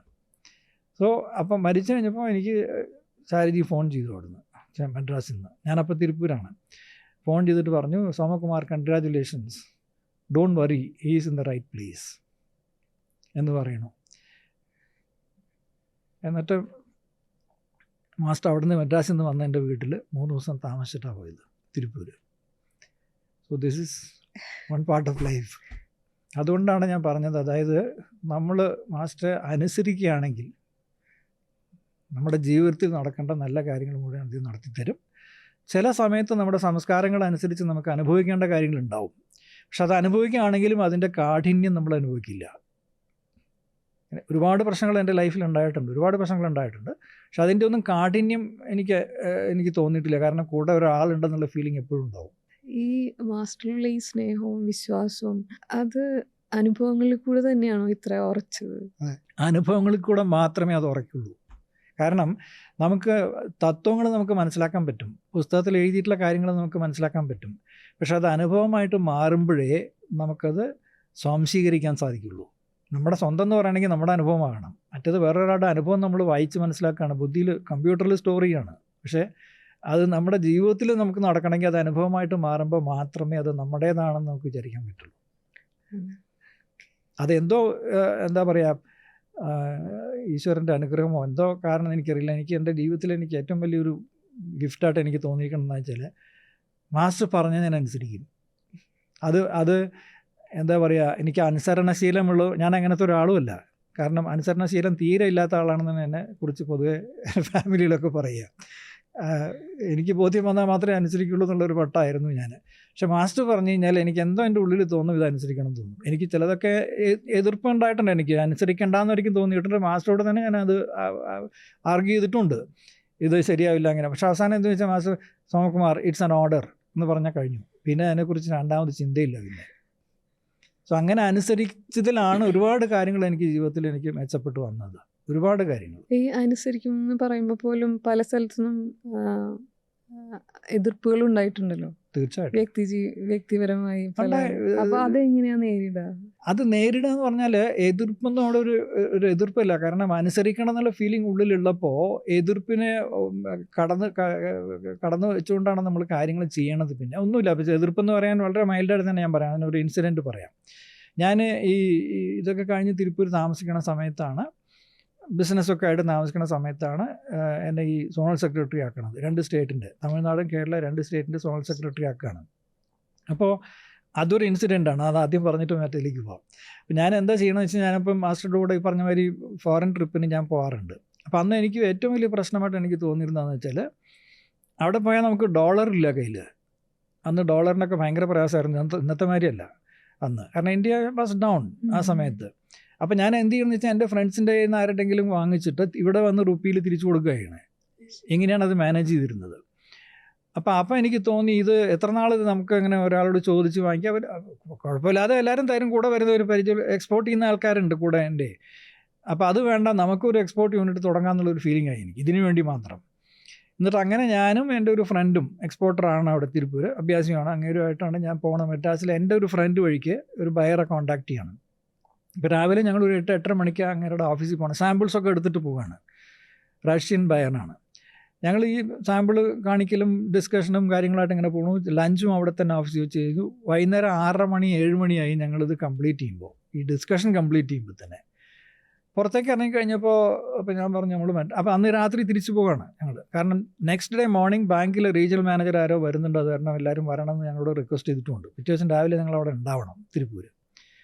അപ്പം ഞങ്ങൾക്ക് തോന്നി, അപ്പോൾ ഇവിടം വരെ വന്നിട്ട് എങ്ങനെയാണ് മാസ്റ്ററെ കാണാണ്ട് പോവുക. അപ്പോഴേക്കും 7:30 മണി 8 മണിയൊക്കെ ആയി. അപ്പോൾ ഈ സമയത്ത് പോയാൽ എങ്ങനെ ഉണ്ടാവുമെന്നും അറിയില്ല, രാത്രി മാസ്റ്റർ ഫ്രീ ആയിരിക്കും എന്നുള്ളത് അറിയില്ല. അപ്പോൾ ഞങ്ങൾ തീരുമാനിച്ചു, ഒരു കാര്യം ചെയ്യാം, നമുക്ക് എന്തായാലും പോയി നോക്കാം. അവിടെ പോയി രാത്രി 9:30 മണിക്കോ 10 മണിക്കായിട്ടാണ് ട്രെയിൻ. അപ്പോൾ അതിന് മുമ്പേ ഇവിടെ ഒന്ന് പോയി നമ്മൾ എന്താണ് അവിടുത്തെ സിറ്റുവേഷൻ അറിഞ്ഞിട്ട് അതിന് ശേഷം കാണാൻ പോകണോ വേണ്ടതുള്ള തീരുമാനിക്കാമെന്നും പറഞ്ഞ് ഞങ്ങൾ ഗായത്രിക്ക് പോവുകയാണ്. അവിടെ ചെല്ലുമ്പോൾ എങ്ങനെയാ വെച്ചാൽ ഗേറ്റൊക്കെ തുറന്നിട്ടുണ്ട്, മെയിൻ ഗേറ്റ് തന്നെ തുറന്നിട്ടുണ്ട്. 7:30 രാത്രിയായല്ലോ, എല്ലാം ലൈറ്റും ഓൺ ചെയ്തിട്ടിരിക്കുകയാണ്. ഇരിക്കണപ്പോൾ ഞാൻ അകത്തേക്ക് ചെല്ലുമ്പോൾ അവിടെ ആ വീട്ടിൽ താമസിക്കുന്ന ഒരു കാര്യക്കാരന്മാരി ഒരു അഭ്യാസിയുണ്ട്. അപ്പം അങ്ങേരോട് ഞാൻ ചോദിച്ചു, എന്താ മാസ്റ്റർ ഇവിടെ? ഇല്ല, മാസ്റ്ററുടെ ഡോട്ടറിലോ പ്രിയ ബസന്തനഗറിലാണ് താമസിക്കണേ, അവരുടെ ഫാമിലി അവിടെ പോയിരിക്കുകയാണ്. മാസ്റ്റർ അവിടെ നിന്ന് പുറപ്പെട്ട് വന്നുകൊണ്ടിരിക്കുകയാണ്, അതാണ് ഞങ്ങൾ ലൈറ്റൊക്കെ ഇട്ട് വെച്ചിരിക്കണം, ഇപ്പോൾ വരും ഇവിടെ എന്ന് പറഞ്ഞു. ഒരു സൈഡിൽ കൂടെ എൻട്രി ഉണ്ട് ആ വീട്ടിനകത്തേക്ക്, ഗേറ്റിനകത്തേക്ക് ഒരു സൈഡിൽ എൻട്രി, ഒരു സൈഡ് പുറത്തേക്ക് പോകണ മാതിരി ഒരു സെറ്റപ്പായിരുന്നു അന്നുണ്ടായിരുന്നു. ഇപ്പോൾ അത് മാറി. അപ്പോൾ ഞാൻ ആ കാർ പോർച്ച് നിൽക്കുകയാണ്, ഈ കാറ് വരുന്ന സമയത്ത് കാറിൻ്റെ ലൈറ്റ് ഇങ്ങനെ കാണാം. ഞാൻ ആ ലൈറ്റിൽ നിൽക്കുകയാണ്. കാറ് അടുത്ത് വന്ന് നിർത്തി, മാസ്റ്റർക്ക് ഇറങ്ങാൻ വേണ്ടിയിട്ട്. അപ്പം മാസ്റ്ററുടെ വൈഫ് മാമി പിന്നിൽ ഇരിപ്പുണ്ട്. കാറ് അത് തുറന്നു കഴിഞ്ഞ ഉടനെ എന്നോട് മാമി ആദ്യം പറയണമെന്ന് വെച്ചാൽ, സോമകുമാർ, നിങ്ങളെക്കുറിച്ചാണ് ഞങ്ങൾ കാറിൽ സംസാരിച്ചുകൊണ്ടിരുന്നത്, മാസ്റ്റർ സംസാരിച്ചുകൊണ്ടിരുന്നത്, വിളിക്കണമെന്ന് പറയായിരുന്നു. അപ്പോൾ ഇത് വന്ന് നിൽക്കണം മുമ്പിൽ തന്നെ എന്നുള്ള മട്ടിലാണ് എന്നോട് സംസാരിക്കുന്നത്. അപ്പോൾ അത് കഴിഞ്ഞ് പുറത്തേക്ക് ഇറങ്ങിയ ഉടനെ മാസ്റ്റർ അന്ന് ചെയ്ത പോലെ എന്നെ പറഞ്ഞ് എന്നെ വിളിച്ചിട്ട് പോയി, മുകളിലേക്ക് വിളിച്ചിട്ട് പോയിട്ട് അപ്പം ഞാനൊരു ലെറ്റർ എഴുതി വെച്ചിട്ടുണ്ടായിരുന്നു, കാണുകയാണെങ്കിൽ കൊടുക്കണം എന്നുള്ള മട്ടിൽ. I will be like A dog for you എന്നൊക്കെ പറഞ്ഞിട്ടാണ് എഴുതിയിരിക്കണേ. കംപ്ലീറ്റ് ടോട്ടൽ സറണ്ടർ എന്നുള്ള മട്ടിലാണ് എഴുതിയിരിക്കണേ. ആ ലെറ്റർ കൊടുത്തു കഴിഞ്ഞിട്ട് അപ്പോൾ എന്നോട് പറഞ്ഞു, മാസ്റ്റർ പറയാണ്, I am thinking of putting you as the zonal secretary for these 2 states. What do you think? Is an order master, എന്താ പറയാനാ. അപ്പോൾ എന്നോട് പറയണത് എന്താ വെച്ച് കഴിഞ്ഞാൽ, പക്ഷേ ഞാനന്ന് സെൻട്രൽ ഇൻചാർജാണ് തിരുപ്പൂർ. പക്ഷേ 2 പോസ്റ്റ് ഒരുമിച്ച് ഒരാൾ ചെയ്യാൻ ശരിയാവില്ല. വേറെ ആരെയാണ് നമുക്ക് അവിടെ സെൻറ്റർ ഇൻചാർജായിട്ട് ഇടാൻ പറ്റുകയെന്ന് ചോദിച്ചു. താഴെ ഒരാൾ ഇരിപ്പുണ്ട്, എൻ്റെ കൂടെ വന്ന ആളുണ്ടല്ലോ താഴെ. അപ്പോൾ എന്നോട് ആദ്യം ചോദിക്കണത് don't you have any problem with him എന്ന് ചോദിച്ചു എന്നോട്. ഞാൻ പറഞ്ഞു എനിക്ക് പ്രോബ്ലം ഒന്നുമില്ല. അങ്ങനെയാണ് ഈ സോണൽ സെക്രട്ടറി ആക്കണത്. സോണൽ സെക്രട്ടറി ആക്കി കഴിഞ്ഞപ്പോൾ ഞാൻ എന്താണെന്ന് വെച്ച് കഴിഞ്ഞാൽ ആ സോണിലുള്ള എല്ലാ സെൻറ്റേഴ്സും വിസിറ്റ് ചെയ്യും. ഞാൻ തമിഴ്നാട്ടിൽ, കേരളത്തിൽ പീരിയോഡിക്കലായിട്ട് പോയിക്കൊണ്ടിരിക്കും. അങ്ങനെ പോയിക്കൊണ്ടിരിക്കുമ്പോൾ അപ്പോൾ ഞാൻ ഓരോ പ്രാവശ്യവും തിരിച്ച് ഞാൻ ചെന്നൈയിൽ വരുമ്പോൾ, മദ്രാസിൽ വരുമ്പോൾ മാസ്റ്ററോട് ചോദിക്കും. മാസ്റ്റർ കണ്ടു കഴിഞ്ഞാൽ ആദ്യം ചോദിക്കണത് master what else I can do എന്ന് ചോദിക്കും. ഞാൻ എന്താണ് ഇനി ചെയ്യേണ്ടത് എന്നുള്ള മട്ടിൽ ചോദിക്കും. അപ്പോൾ ഇത് അപ്പോൾ ഒന്നും എന്നോട് പ്രത്യേകിച്ചൊന്നും പറയാറില്ല. അവസാനം ഒരു ദിവസം ഇങ്ങനെ പോയി കഴിഞ്ഞപ്പോൾ മാസ്റ്റർ ഉള്ളിലിരുന്ന് ഓഫീസിനകത്തിരുന്ന് ലെറ്റർ നോക്കിക്കൊണ്ടിരിക്കുകയാണ്. ഞാൻ അടുത്ത് ചെന്നു. ലേബർ ടൈപ്പ് ചെയ്യുന്നതിന് പോളെന്ന് പറഞ്ഞിട്ടൊരു സെക്രട്ടറി ഉണ്ടായിരുന്നു. അവർ ഫ്രണ്ടിലിരിപ്പുണ്ട്. ഞാനിങ്ങനെ അടുത്ത് നിന്ന് വെച്ചപ്പോൾ എന്നെ നോക്കി. അപ്പോൾ ഞാൻ പറഞ്ഞു മാസ്റ്റർ ഇന്നലെ ഞാൻ വന്നത്, ഞാൻ എന്താ ചെയ്യേണ്ടത് ഇനി എന്നുള്ള മട്ടിൽ പിന്നെയും ചോദിച്ചു. ഉടനെ എന്ത് ചോദിച്ചാൽ 2 ലെറ്റർ കയ്യിലെടുത്തിട്ട്, തമിഴിലോ മറ്റുള്ള ലെറ്റർ എൻ്റെ കയ്യിലെടുത്തിട്ട് പറഞ്ഞു read it and give an answer to that. എന്നിട്ട് പറഞ്ഞു ഇവൾ ഈ പോലെ ഈ സിസ്റ്റർ ഫോറിൻ സിസ്റ്ററാണ്, അവരുള്ളത് കൊണ്ടാണ് എനിക്ക് അറ്റ്ലീസ്റ്റ് ടൈപ്പ് ചെയ്യേണ്ടി വരാത്തത്, അല്ലെങ്കിൽ ഇത് മുഴുവൻ വായിച്ചിട്ട് ഞാൻ തന്നെ ടൈപ്പ് ചെയ്യേണ്ട സിറ്റുവേഷൻ കൂടെ വരും ഇവിടെ എന്നൊരു ഡിസ്കസ്റ്റിംഗ് ആയിട്ട് ഒരു ദേഷ്യത്തോടുകൂടി എന്നോട് പറയുകയാണ്. ഞാനും ഈ ലെറ്ററൊക്കെ വാങ്ങിച്ചു വെച്ചു. അത് കഴിഞ്ഞപ്പോൾ മാസ്റ്റർ ഇവിടെ നിന്ന് പുറത്തേക്ക് ഇറങ്ങി. അപ്പോൾ ഇത് മാസ്റ്ററുടെ വീട്ടിൽ നിന്ന് ഒരു എന്താ പറയുക 100 മീറ്റേഴ്സ് ദൂരെയാണ് ഈ പറഞ്ഞ ഓഫീസ് ഉള്ളത്. അവിടെ നിന്നാണ് ഇത് കഴിഞ്ഞ ഉടനെ മാസ്റ്റർ വീട്ടിലേക്ക് നടക്കും. അപ്പോൾ എല്ലാവരും പിന്നാലെ പോകും. അപ്പോൾ അവിടെ നിന്ന് ഈ ഇതൊക്കെ കഴിഞ്ഞ് ഈ ബിൽഡിങ്ങിൽ നിന്ന് പുറത്തേക്ക് ഇറങ്ങി കഴിഞ്ഞുകൊണ്ട് മാസ്റ്റർ ഇങ്ങനെ മുമ്പിൽ നടക്കുന്നുണ്ട്, കുറച്ച് പേര് പിന്നാലെയുണ്ട്, ഞാൻ ഏറ്റവും പിന്നിലാണ്. അപ്പോൾ അവിടെ നിന്ന് നടന്നുകൊണ്ടിരിക്കുമ്പോൾ എന്നോട് വിളിച്ച് പറയുകയാണ് Somakumar I want you here എന്നാണ് പറയണത് എന്നോട്. അപ്പോൾ അത് കഴിഞ്ഞപ്പോൾ ഞാൻ ഇടയ്ക്ക് വീട്ടിൽ ചെന്ന് കഴിഞ്ഞപ്പോൾ ഞാൻ ചോദിച്ചു ഇതുമാതിരി മാസ്റ്റർ ഇവിടെ പറഞ്ഞു. അപ്പോൾ എങ്ങനെയാണ് ഞാൻ അവിടെ സോണൽ സെക്രട്ടറി അല്ലേ, ഞാൻ അവിടെ ബാക്കിയുള്ള സ്ഥലങ്ങളൊക്കെ വിസിറ്റ്. അപ്പോൾ എന്നോട് ചോദിക്കണത് സപ്പോസ് ഞാൻ ഇവിടുന്ന് പോയി അമേരിക്കയിൽ സ്റ്റേ ചെയ്യുകയാണെന്ന് വിചാരിക്കുക, എന്ത് ചെയ്യും നിങ്ങളൊക്കെ എന്നാണ് ചോദിക്കണത്. അപ്പോൾ പറഞ്ഞു വെച്ചാൽ നീ എവിടെയാണെങ്കിലും നിനക്ക് നീ ചെയ്യേണ്ട വർക്ക് നിന്നെക്കൊണ്ട് ചെയ്യണം എന്നുള്ള മട്ടിലാണ് പറയണത്. എന്നിട്ട് എന്നോട് പറയണത് എന്താണെന്ന് വെച്ച് കഴിഞ്ഞാൽ അവിടുത്തെ ഈ ഡൈയിങ് ഫാക്ടറിയും കാര്യങ്ങളൊക്കെ മതി, come and stay here with me, ഇവിടെ പണിയുണ്ട്, ഇതാണ് ചെയ്യേണ്ടത്, നിനക്ക് ഇവിടെ വന്നിട്ട് അത് മാനേജ് ചെയ്യാൻ പറ്റുമെങ്കിൽ ചെയ്യുക, അതേമാതിരി നിൻ്റെ ഫാമിലി അവർ കൂടെ വരികയാണെങ്കിൽ okay, otherwise you visit dum periodically എന്നാണ് എന്നോട് പറയണ ഇൻസ്ട്രക്ഷൻ. ഞാനിവിടെ വന്നു, തിരുപ്പി വന്നിട്ട് ഞാൻ ഇത് ഡിക്ലെയർ ചെയ്തു. അപ്പോൾ എനിക്കറിയാം വലിയൊരു ഭൂകമ്പം തന്നെ നടക്കും അവിടെ വെച്ച ഫാമിലിയിൽ എല്ലായിടത്തും. അപ്പോൾ ഞാൻ വൈഫിനോട് പറഞ്ഞു ഇത്. വൈഫിനോട് പറഞ്ഞു വെച്ചാൽ അപ്പോഴേക്കും വൈഫും അഭ്യാസിയായി. മാസ്റ്റർ അവിടെയാണ്, നിങ്ങളും അവിടെ ആണെങ്കിൽ പിന്നെ ഞങ്ങൾ ഇവിടെ ഇരുന്നിട്ട് എന്ത് ചെയ്യാനാണ്, ഞങ്ങൾ കൂടെ വരാമെന്ന് പറഞ്ഞവർ. കുട്ടികളൊക്കെ ആയിട്ട് അവരങ്ങോട്ടാണ്. എൻ്റെ അമ്മ എന്നെ വിളിച്ചിട്ട് പറയണത് എന്താണെന്ന് വെച്ച് കഴിഞ്ഞാൽ, അത് ഞാൻ പറഞ്ഞു ഈ പ്രൊട്ടസ്റ്റിൻ്റെ കാര്യം പറഞ്ഞപ്പോഴേ പറഞ്ഞത്, എന്നെ വിളിച്ചിട്ട് പറഞ്ഞു നീ എന്താ ചെയ്യാൻ ഉദ്ദേശിക്കണേ, ഇവിടെ തന്നെ ഇരുന്ന് രാവും പകലും കണ്ണിൽ എണ്ണ ഒഴിച്ച് ബിസിനസ് നോക്കി തന്നെ കളിപ്പിക്കുന്നു ആൾക്കാർ, അവരെ തന്നെ ചീറ്റ് ചെയ്യാണ്. നീ ഇത് ഇവിടെ വിട്ടിട്ട് എല്ലാവരെയും ഏൽപ്പിച്ചിട്ട് നീ അവിടെ പോയാൽ എന്തായിരിക്കും സ്ഥിതി, നിനക്ക് കുട്ടികളുണ്ട്, അവരുടെ ഭാവി എന്താ, നാച്ചുറൽ ആയിട്ടുള്ള ആകാംക്ഷകളാണ് അവർക്കുള്ളത്, ആശങ്കകളാണുള്ളത്. ഞാൻ പറഞ്ഞു അതെനിക്കറിയില്ല, എന്നോട് മാസ്റ്റർ വരാൻ പറഞ്ഞു, ഞാൻ പോകും, ഇങ്ങനെയാണ് പറയണേ. അപ്പോൾ എല്ലാവരും അഗൻസ്റ്റ് ആയിരുന്നു, വീട്ടിലെല്ലാവരും അഗൻസ്റ്റ് ആയിരുന്നു, എക്സെപ്റ്റ് വൈഫ് കൂടെ വരാമെന്ന് പറഞ്ഞുകൊണ്ട്. അങ്ങനെയാണ് ഞാൻ ഇവിടെ വന്ന് താമസമാക്കണത്. പിന്നെ ഒരുപാട് കാര്യങ്ങൾ, നല്ല കാര്യങ്ങൾ നടക്കുന്നതൊക്കെ അതിന് ശേഷമാണ്. ഈ ആദ്യത്തെ സെൻട്രൽ ഇൻചാർജ് ആയപ്പോൾ കേരളത്തിലുള്ള സാഹചര്യം എങ്ങനെയായിരുന്നു അന്ന്? പറഞ്ഞ കേരളത്തിൽ ഒരു അഭ്യാസിയാണ്. സെൻട്രൽ ഇൻചാർജ് ആകുമ്പോൾ അല്ല, സോൺ ഇൻചാർജ് ആകുമ്പോൾ കേരളത്തിലെ സെൻറ്റേഴ്സ് തന്നെ വളരെ കുറവാണ്. അത് ഞാൻ ഇവിടുന്ന് തിരുപ്പൂരിൽ നിന്ന് ഞങ്ങളൊക്കെ പോയിട്ടാണ് ചെയ്തിരുന്നത്. അവിടെ ഉണ്ടാക്കിയ സെൻറ്റേഴ്സ് മുഴുവൻ. ഇപ്പോൾ തൃശ്ശൂർ തുടങ്ങിയത് എങ്ങനെയാണെന്ന് വെച്ച് കഴിഞ്ഞാൽ, തൃശ്ശൂർ ഒരു അഭ്യാസി വന്നു. ഞാൻ ഈ പറഞ്ഞ അവിടെ ഇവിടെയൊക്കെ ട്രാവൽ ചെയ്ത് കഴിഞ്ഞപ്പോൾ ചെയ്തിരുന്ന ഒരു അഭ്യാസി തൃശ്ശൂരുണ്ടായിരുന്നു. അദ്ദേഹം പറഞ്ഞതെന്ന് വെച്ചാൽ നമുക്ക് ഇവിടെ ഒരു പബ്ലിക് ഫംഗ്ഷൻ മാതിരി വെക്കാം, ഞാൻ വരികയാണെങ്കിൽ അങ്ങനെ ചെയ്യാമെന്ന്. ഞാൻ പറഞ്ഞു ഞാൻ വരാമെന്ന് പറഞ്ഞു. എന്നിട്ട് അവിടെ ഷൊർണൂർ റോഡിൽ അമ്പലത്തിൻ്റെ മുമ്പിൽ തന്നെ ഒരു ട്യൂട്ടോറിയൽ കോളേജ് ഉണ്ടായിരുന്നു. ചെറിയ രണ്ട് ഹാളുണ്ട് ഇതിൽ. അപ്പോൾ അതിന് ആ 2 ഹാളും നമുക്ക് 2 ദിവസത്തേക്ക് നമ്മൾ വാടകയ്ക്ക് എടുക്കാമെന്ന് പറഞ്ഞിട്ട് ഒരു ഹാളിൽ ഞാൻ സംസാരിച്ചുകൊണ്ടിരിക്കുകയാണ്. ഈ പബ്ലിക് ഇങ്ങനെ വന്നുകൊണ്ടിരിക്കുകയാണ്, ഒരു സെറ്റല്ല, വൈകുന്നേരം വരെയുള്ള പ്രോഗ്രാമാണിത്. അപ്പോൾ ഇങ്ങനെ അവരിങ്ങനെ വന്നുകൊണ്ടിരിക്കും, ഇതിനെക്കുറിച്ച് സംസാരിക്കും. സിറ്റിംഗ് എടുക്കാൻ തയ്യാറായിട്ടുള്ളവർ അടുത്ത ഹാളിലേക്ക് അപ്പുറത്തേക്ക് വിടും. അവർ സിറ്റിംഗ് കൊടുക്കാൻ പ്രിസെപ്റ്റേഴ്സ്, അവിടെ മെഡ്രാസിൽ നിന്ന് 2 പ്രിസെപ്റ്റേഴ്സിനെ വരുത്തിയിരുന്നു ഞാൻ. അവർ വന്നിട്ട് സിറ്റിംഗ് കണ്ടിന്യൂസ് ആയിട്ട്. അങ്ങനെ അന്നത്തെ ആ ഒരു സെഷനിൽ 100 പേർ അഭ്യാസിയായിരുന്നു. അങ്ങനെയാണ് അവിടുത്തെ സെൻറ്റർ തുടങ്ങുന്നത്. അതെ. അത് ഒരുപാട് പേര് അവിടുത്തെ ലോക്കലായിട്ടുള്ള അഭ്യാസീസൊക്കെ ഉണ്ടായിരുന്ന ഒരു അടുത്ത സെൻട്രീസ് എന്നുള്ളവരൊക്കെ വന്ന് രാത്രി നേരത്ത് പോസ്റ്റ് ലോട്ടിക്കലും കാര്യങ്ങളൊക്കെ ആയിട്ട് ഒരുപാട് വർക്ക് ചെയ്തിട്ടുണ്ടായിരുന്നു അവിടെ. അതെ. എല്ലാവർക്കും കൂടി പറയാണ് സോമകുമാർ ബ്രദറിൻ്റെ ഒരു പുസ്തകമാണിത്, ഹീ ദ വണ്ടർ. ഈ ബുക്ക് ശരിക്കും പറഞ്ഞാൽ ഇതിൻ്റെ ടൈറ്റിൽ നോക്കുമ്പോൾ എന്തുകൊണ്ടാണ് ഹീ ദ വണ്ടർ, എന്താ ഒരു വണ്ടറായി എന്താ തോന്നിയത് ആ ഒരു ടൈറ്റിൽ? അതായത് മാസ്റ്റർ എന്ന് പറയണത് അന്നും ഇന്നും എനിക്ക് മാസ്റ്റർ എന്ന് പറയുന്നത് ഒരു അത്ഭുതമാണ്. എന്താണെന്ന് വെച്ച് കഴിഞ്ഞാൽ പല കാരണങ്ങൾ കൊണ്ട്. ഒരു ഉദാഹരണത്തിന് ദാജി, ഇപ്പോഴത്തെ നമ്മുടെ മാസ്റ്റർ ദാജി ഉണ്ടല്ലോ, ഒന്ന് ആലോചിച്ച് നോക്കൂ. ദാജിയുടെ അമേരിക്കയിലുള്ള ജീവിതം ഞാൻ കണ്ടിട്ടുണ്ട്, ഞാൻ പോയിട്ടുണ്ട് ഇവിടെ മാസ്റ്റർ വീട്ടിൽ. സുഖ സൗകര്യങ്ങളോട് കൂടി ഒരു പ്രശ്നമില്ലാതെ ജീവിക്കാൻ പറ്റിയ ഒരു സാഹചര്യമാണ് അദ്ദേഹത്തിനുള്ളത്. അത് കളഞ്ഞിട്ട് അത് വിട്ടിട്ട് അമേരിക്കൻ സിറ്റിസൺഷിപ്പ് ഉള്ള ഒരാൾ ഇവിടെ വന്ന് ഈ കാനയിൽ ഇത് തുടങ്ങുന്ന സമയത്ത് കാണണം ഇവിടുത്തെ സ്ഥിതി എന്തായിരുന്നു എന്നുള്ളത്. മരുഭൂമി മാതിരിയുള്ള ഒരു സ്ഥലമായിരുന്നു അവിടെ, മുഴുവൻ മണ്ണും പൊടിയും ഇതൊക്കെ ആയിട്ട്. ഇവിടെ വന്ന് ജീവിച്ച് ഇതൊക്കെ ഈ നിലയിലാക്കിയെടുക്കുക എന്ന് പറയുന്നതിന് ഒരു വലിയ അത്ഭുതമല്ലേ? ഇങ്ങനെ ഒരു സ്ഥലം ഇങ്ങനെ ഇത്രയും വലിയൊരു നിലയിൽ ഉണ്ടാക്കിയെടുക്കുക എന്ന് പറയുന്നത് തന്നെ വലിയ അത്ഭുതമാണ്. ഇന്ത്യയിലുള്ള എല്ലാ ബാക്കിയുള്ള ആധ്യാത്മിക സംഘങ്ങളെല്ലാം ഒരുമിച്ച് ചേർത്തി ഒരു ഫംഗ്ഷൻ ഇപ്പം നടത്തിയില്ലേ, GSM നടത്തിയില്ലേ? എങ്ങനെയാണ് സാധിക്കുന്നത്? ആൻഡ് ഇത്രയധികം ആൾക്കാരെ കാണുക, ഇത്രയധികം VIPസിനെ കാണുക, ഇത്രയധികം ആൾക്കാരുടെ എന്താ പറയുക അഭിനന്ദനങ്ങളും അപ്രിസിയേഷനൊക്കെ വാങ്ങിക്കുക എന്ന് പറയുന്നത് കൺമുമ്പിൽ നമ്മൾ കാണുന്ന അത്ഭുതമല്ലേ ഇത്?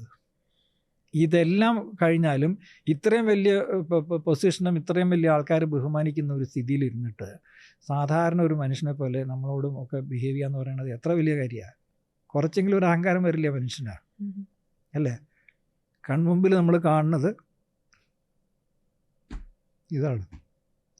ഇത് ഞാൻ ചാരിറ്റിയിലും കണ്ടു ഇമാതിരിയുള്ള സവിശേഷണങ്ങൾ. അതായത് ഒരു സാധാരണ വ്യക്തികളിൽ ഇല്ലാത്ത ഒരു സംഗതി ഞാൻ കണ്ടിട്ടുണ്ട് ഇതിൽ.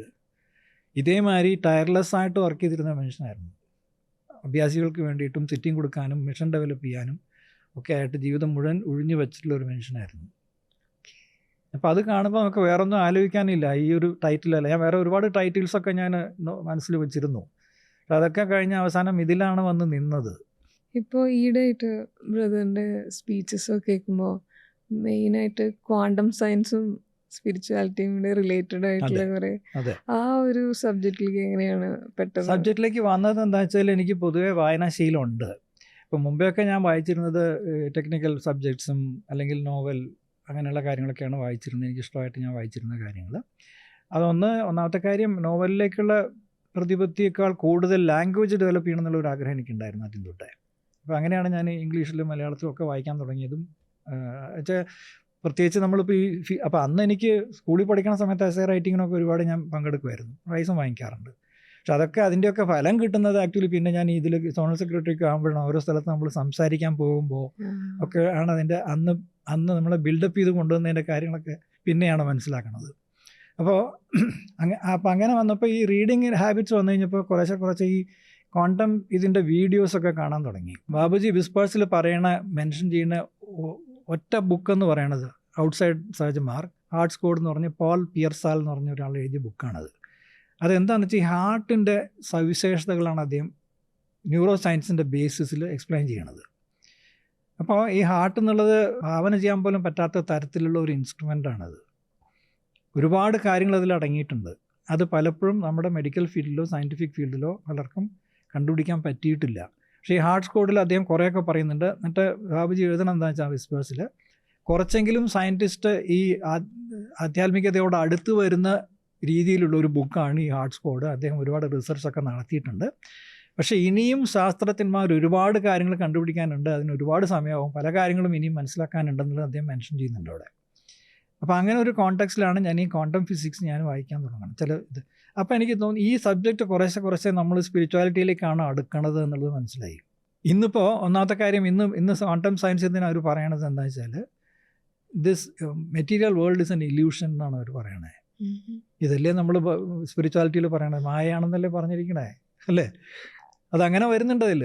അതേമാതിരി ഒബ്സർവർ എഫക്റ്റ് എന്ന് പറഞ്ഞിട്ടൊരു സംഗതിയുണ്ട്. അതായത് നമ്മൾ നോക്കുമ്പോഴേ ഈ സാധനം ഉള്ളൂ ഇവിടെ, അല്ലെങ്കിൽ ഇല്ല. മെറ്റീരിയൽ എന്ന് പറയുന്ന ആറ്റം നമ്മുടെ ബോധം കൊണ്ട് ഉണ്ടാക്കുന്ന ഒരു സംഗതിയാണ് ഈ ബ്രഹ്മാണ്ടം എന്ന് പറയുന്നത്, ഈ മെറ്റീരിയൽ വേൾഡ് എന്ന് പറയുന്നത്. അത് തന്നെയല്ലേ ബാബുജിയും പറയണേ. സ്ക്രീനിൽ നമ്മൾ കാണിക്കുന്ന പല കൊട്ടേഷൻസും അതിനെ ബേസ് ചെയ്തിട്ടുള്ളതാണ്. അപ്പോൾ അങ്ങനെ വരുമ്പോൾ അതിലൊക്കെ ഇൻട്രസ്റ്റ് വരാനുള്ള കാരണം ഇത് കൂടുതൽ കൂടുതൽ വായിക്കും തോറും സ്പിരിച്വാലിറ്റിയിലേക്ക് ഇത് അടുപ്പിക്കുകയാണ്. ഒരു കാരണം അതാണ്. രണ്ടാമത്തെ കാരണം, ദാജി നമുക്ക് തന്നിട്ടുള്ള ഒരു ഇൻസ്ട്രക്ഷൻസ് ഉണ്ട്. അതായത് നമ്മൾ എവിടെ പോയി ഒരു പ്രഭാഷണം നടത്തുകയാണെങ്കിലും, കോളേജിലോ പ്രത്യേകിച്ച് ചെറുപ്പക്കാരുടെ ഇടയ്ക്ക് നമ്മളൊരു സംഗതി സംസാരിക്കുകയാണെങ്കിൽ അത് ശാസ്ത്രത്തിൻ്റെ അടിത്തറയിലല്ലെങ്കിൽ അവർ വിശ്വസിക്കില്ല. സോ ശാസ്ത്രീയമായിട്ട് നമ്മൾ ശാസ്ത്രത്തിൻ്റെ ബേസിസിൽ ഒരു കാര്യം നമ്മൾ ഹാർട്ട്ഫുൾനെസ് നമ്മൾ എക്സ്പ്ലെയിൻ ചെയ്യുകയാണെങ്കിൽ പിക്കപ്പ് ചെയ്യും അവർ പെട്ടെന്ന്. സോ അതും കൂടെ ഒരു പ്രചോദനത്തിൻ്റെ കാര്യം അതാണ്. ഇതൊക്കെ വായിക്കണം എന്നുള്ളത് മനസ്സിലാക്കാനുള്ള കാരണം പല സ്ഥലത്തും ഞാൻ അതിനെ ബേസ് ചെയ്തിട്ട് സംസാരിക്കാറുണ്ട്. ഒരുപാട് പേർക്ക് അതിൽ ഇൻട്രസ്റ്റും വരുന്നുണ്ട്. ഒന്നോ രണ്ടോ ടോപ്പിക്ക് സയൻസും സ്പിരിച്വാലിറ്റിയും ബന്ധപ്പെടുത്തി എന്തെങ്കിലും ഉദാഹരണം സഹിതം പറയാൻ. ടോപ്പിക് എന്ന് വെച്ചാൽ ഈ പറഞ്ഞ ഒബ്സർവർ എഫക്റ്റ് എന്ന് നമ്മൾ പറയില്ലേ. ഒബ്സർവർ എഫക്റ്റ് എന്ന് പറയുന്നത് നമ്മൾ ഒരു കാര്യം നമ്മൾ ഒരു മെസ്സേജിൽ ദാജി ഒരു സംഗതി തന്നിട്ടുണ്ട്. അതായത് ഈ നമ്മൾ ഉദ്ദേശിക്കണ മാതിരിയല്ല സയൻസ്. പണ്ട് നമ്മൾക്ക് പഠിപ്പിച്ചിരിക്കണ സ്കൂളിലൊക്കെ പഠിപ്പിച്ചിരിക്കണത് ഒരു ആറ്റം എന്ന് പറഞ്ഞു കഴിഞ്ഞാൽ there is A nucleus and electrons revolving around it. ഇതല്ലേ നമ്മൾ പഠിപ്പിച്ചിരിക്കണേ. ഇന്ന് അതല്ല എന്നുള്ളത് സയൻസ് പറയുന്നുണ്ട്. എന്താണെന്ന് വെച്ച് കഴിഞ്ഞാൽ ഈ ഇലക്ട്രോൺ എന്ന് പറയുന്ന സംഗതി, അതിന് സൂപ്പർ പൊസിഷൻ എന്ന് പറഞ്ഞ ഒന്നുണ്ട്. അത് ഒരിടത്തല്ല കാണുക. ഇങ്ങനെ റൊട്ടേറ്റ് ചെയ്യുന്ന ഒരു പാർട്ടിക്കിൾ അല്ല അത്. It's a wave. നമ്മൾ നോക്കുമ്പോഴാണ് അത് പാർട്ടിക്കിൾ ആകണത്. അതുവരെയ്ക്കും അതല്ലെങ്കിൽ അത് വേവാണ്. So wave particle function of an electron എന്ന് പറഞ്ഞിട്ട് സംഗതി പറയുന്നുണ്ട്. അപ്പം അതിൽ നിന്ന് അപ്പോൾ എന്താ അവർ പറയണമെന്ന് വെച്ച് കഴിഞ്ഞാൽ, വ്യക്തമായിട്ട് അവർ പറയുന്ന സംഗതി എന്താ വെച്ചാൽ, നമ്മൾ ഉണ്ടാക്കണതാണ് ഈ പുറം ലോകം എന്ന് പറയുന്നത്. അല്ലെങ്കിൽ അതില്ല. പുറം ലോകത്ത് അത് വളരെ ക്ലിയറാണ്. ഇപ്പോൾ ഒരു ഉദാഹരണത്തിന് നമ്മളൊരു സംഗതി കാണുകയാണ്. നമ്മുടെ മുമ്പിലൊരു സംഗതി കാണുകയാണ്. ആ കാണുന്ന ഓബ്ജക്റ്റ് വാസ്തവത്തിൽ അതല്ല. അതെങ്ങനെയാണെന്ന് വെച്ച് കഴിഞ്ഞാൽ അതിൽ നിന്ന് വരുന്ന വൈബ്രേഷൻസാണ് നമ്മുടെ കണ്ണിൽ പോണത്, അല്ലേ? ഈ വൈബ്രേഷൻസ് നമ്മുടെ നെർവസ് സിസ്റ്റം വഴിക്ക് പോയി ബ്രെയിനിൽ ചെല്ലുമ്പോൾ ബ്രെയിനിൻ്റെ ഇൻ്റർപ്രിട്ടേഷനാണ് നമ്മൾ കാഴ്ചയായിട്ട് കാണുന്നത്. അപ്പം ഫോർ എക്സാമ്പിൾ ഞാൻ എപ്പോഴും പറഞ്ഞ ഒരു ഉദാഹരണമാണ്, നമ്മുടെ അടുത്തൊരു നായ ഇരിപ്പുണ്ടെന്ന് ഇരിക്കുക. എനിക്ക് ഈ 7 കളറും അതിൻ്റെ കോമ്പിനേഷൻ എനിക്ക് കാണാൻ പറ്റും. അതിന് 3 കളറേ കാണാൻ പറ്റുള്ളൂ. അപ്പം ഞാൻ പച്ചയായിട്ട് കാണുന്നത് അത് കറുപ്പായിട്ടായിരിക്കും അത് കാണുക.